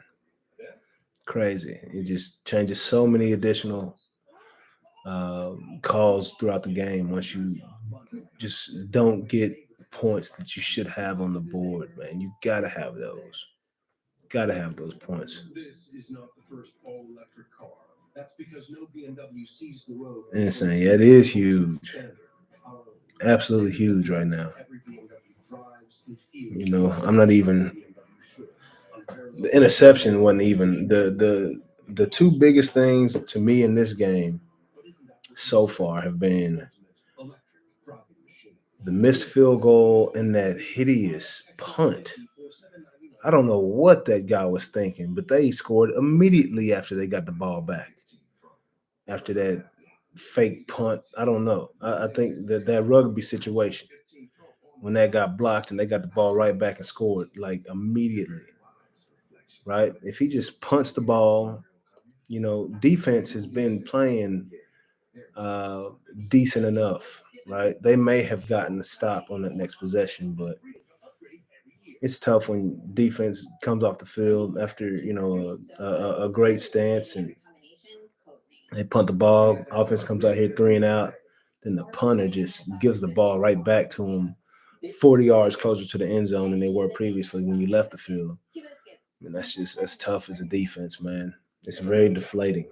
But the field goal and the punt were the two biggest mishaps for me.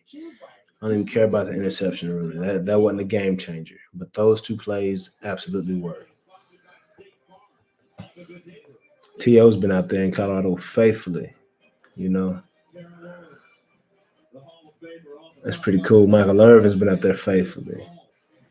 Man, it's no telling who all's there right now. I know the baby's out there right now. And they said it was like BT Awards out there on the field when Colorado's playing. They need it, man. They need it. They need as much support, as much energy that they can get right now, man. And they deserve it. They deserve it, man. Let's get a big stop right here. 3rd and 9. We need to stop. Watch that running back. Watch Caleb, booting out of this thing. Big play right here. Oh, yeah. Big time. Great play, defense. Great job, D. Man, now if we can get a block. That boy 9. I love it. I really like that kid a lot. He had his birthday this week.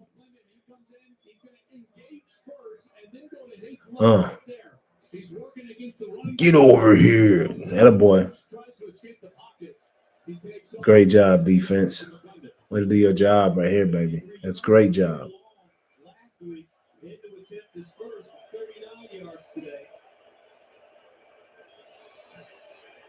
Made it.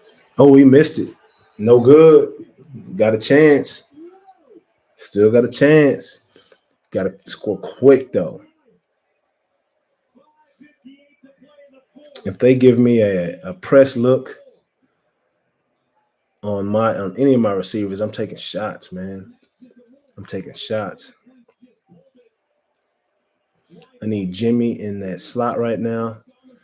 If I see that cover 1 look or whatever they're running, they start in that cover 2 and they roll to the man free look, then I'm attacking that safety. And I'm reading my receiver's motion, whether he goes for that post or that fade route. But I think that's a quick hit right now. I'm also reading man coverage on the outside. Up top, take a shot. While we're doing this, who's calling plays? We got 6 minutes left in the game, down 2 scores, and you're running the ball first down. Air it out. Air it out. Foolish.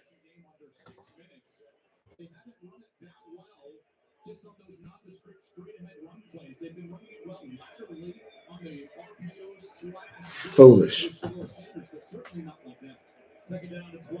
Is that Kellen Moore calling plays back there?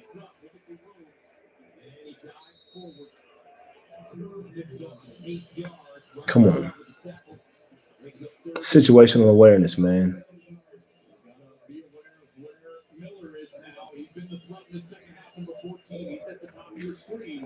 Catch 87 on something easy.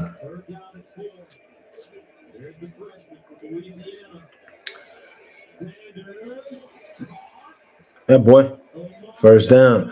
Yeah, man. I don't know what he was doing. I don't know if he was like trying to go for a fake punt and run it for the first down and then decided to try to punt it once that defender came off the block. I have no idea. I have no idea what that play was. But that really hurt him. I'll tell you that much. Any completion short of the sticks or a run play, that's going to take up way too much time in a 2-possession game here as they're trying to come back. 2nd down and 6 at the 46. Got to take a shot. Edward Edwards in the backfield with Sanders. They give it to him. Tries to break it back. I don't understand that play call. You would think that they want to throw the ball well in this situation. Of course, again, no timeouts, and now look at the time. Look at Yeah, that's pure speculation. You know, I'm trying to get a kid out, trying to give him out because I don't know what he was thinking on that play, man. He went back to 1-11 bus football with that punt or lack thereof. 3rd and 3, man. You got to bet. Oh, go. Yep, cool. If y'all run the ball anymore, that offensive coordinator, whoever's calling them plays, definitely got to question his coaching ability. Because there's not time to be running the ball right now. Shador, awareness, clock is running, baby.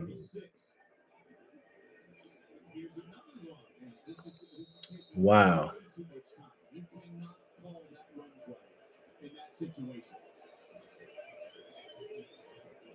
What are you doing, bro?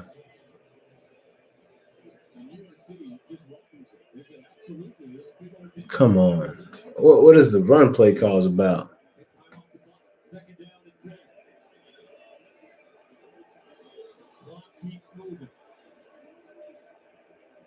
You got to take a shot. And they're running again? Timeout, bro.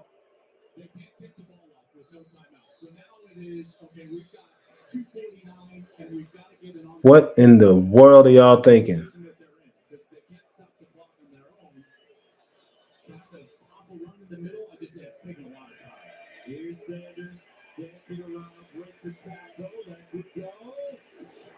Caught. That boy 14. Yeah, he had 2 feet in bounds.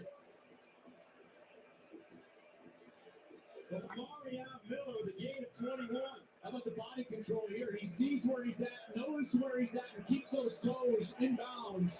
Beautiful. Great job. Escaping that pressure in the backfield, keeping his eyes down the field, and finding a completion. First down at 10 at the 11. If y'all run, I swear I might turn the game off. I don't know what is going on. Oh my goodness.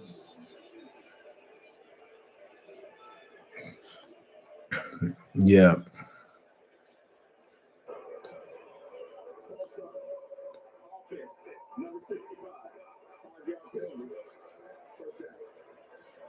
You know, at some point, if you're USC here, you might self-inflicted wounds, man. I know he's just a freshman, but he has hurt them so much in this second half. You got to call What is going on right now, man? This makes absolutely no sense. There's Miller, and it looks like they will have a safety. That's Bullock, who's over the top, but he's coming down. Oh yeah, you coming down? I'm taking a shot. Throw it right now. Let's go, Jimmy. Let's go. Get the ball out. Holding the ball too long. Kick the field goal. Get Mata in there. Kick the field goal. Extra point.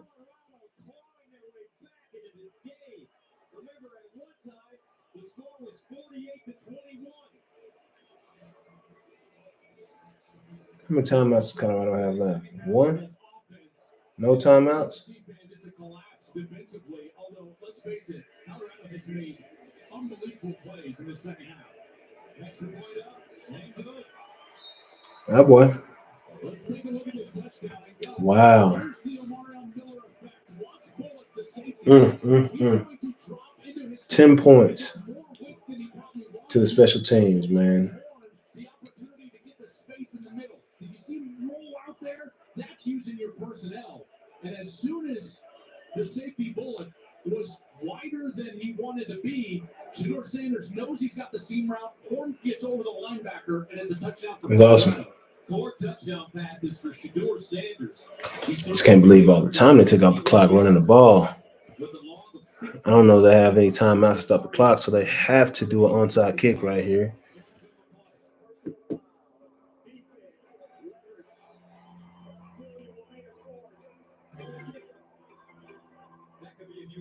Yeah, it could. And they will get the ball back much closer. Colorado's going to have the ball way in USC territory. Yep. So mistakes now on the USC side. This game has really been obviously. What a game. Mistakes from Colorado early in the first What a game. playing from the offense of USC and the defense certainly getting after the quarterback. Then in the second half, it totally switched. USC making mistakes. Caleb Williams, uncharacteristic interception. What a game, baby. And it's been Colorado making the plays with their quarterback, Shedeur Sanders. And now we've got one onside kick, and here it is. This is the game. So Chase Feely will handle the onside kick. And an easy cover up for USC at the 40-yard line. Philly feeling. These boys got to understand how critical it is to do your job. Get out your feelings. Us viewers, we don't watch feelings. We watch plays and players. So if your feelings are prohibiting you from being the best you can be, then you're not ready for the next level, man. It's your job to execute. This game is over. They just got to down the ball 3 times.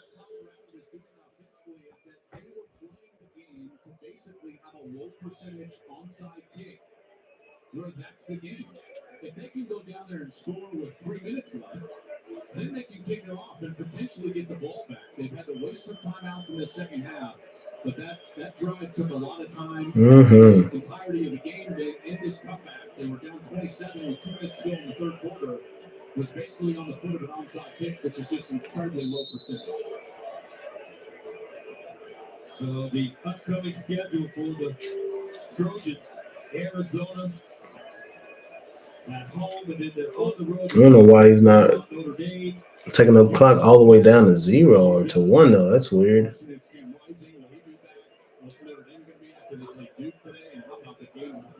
I mean, this game over.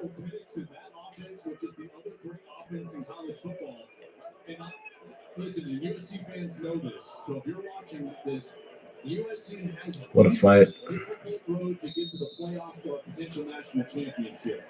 Their schedule is loaded, but they escaped here after a scare from the Bucs in the second half. What a fight, man. You know, some self-inflicted wounds caused Colorado to ultimately lose this game. Missed field goal. A blocked punt that I don't know what the heck the punter was doing.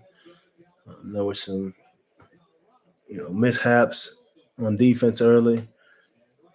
But ultimately, man, great fight in the Colorado Buffs.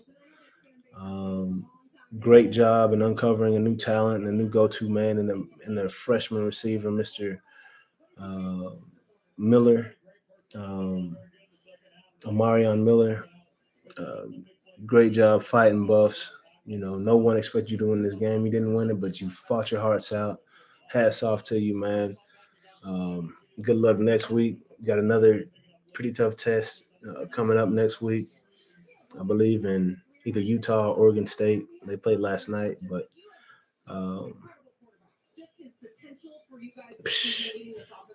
tough loss. Good tough loss, man. Poor play calling. Running those running plays on that last drive. Some things that just should not have taken place on that last drive took place, took a lot of the time off the clock, which ultimately led to USC having to come back out and basically do 3 nils on the ball to end the game. But hard-fought game. Great job, man. I hope y'all enjoyed this watch party. Appreciate y'all joining us. Peace. Coming up next on Fox, Michigan takes on the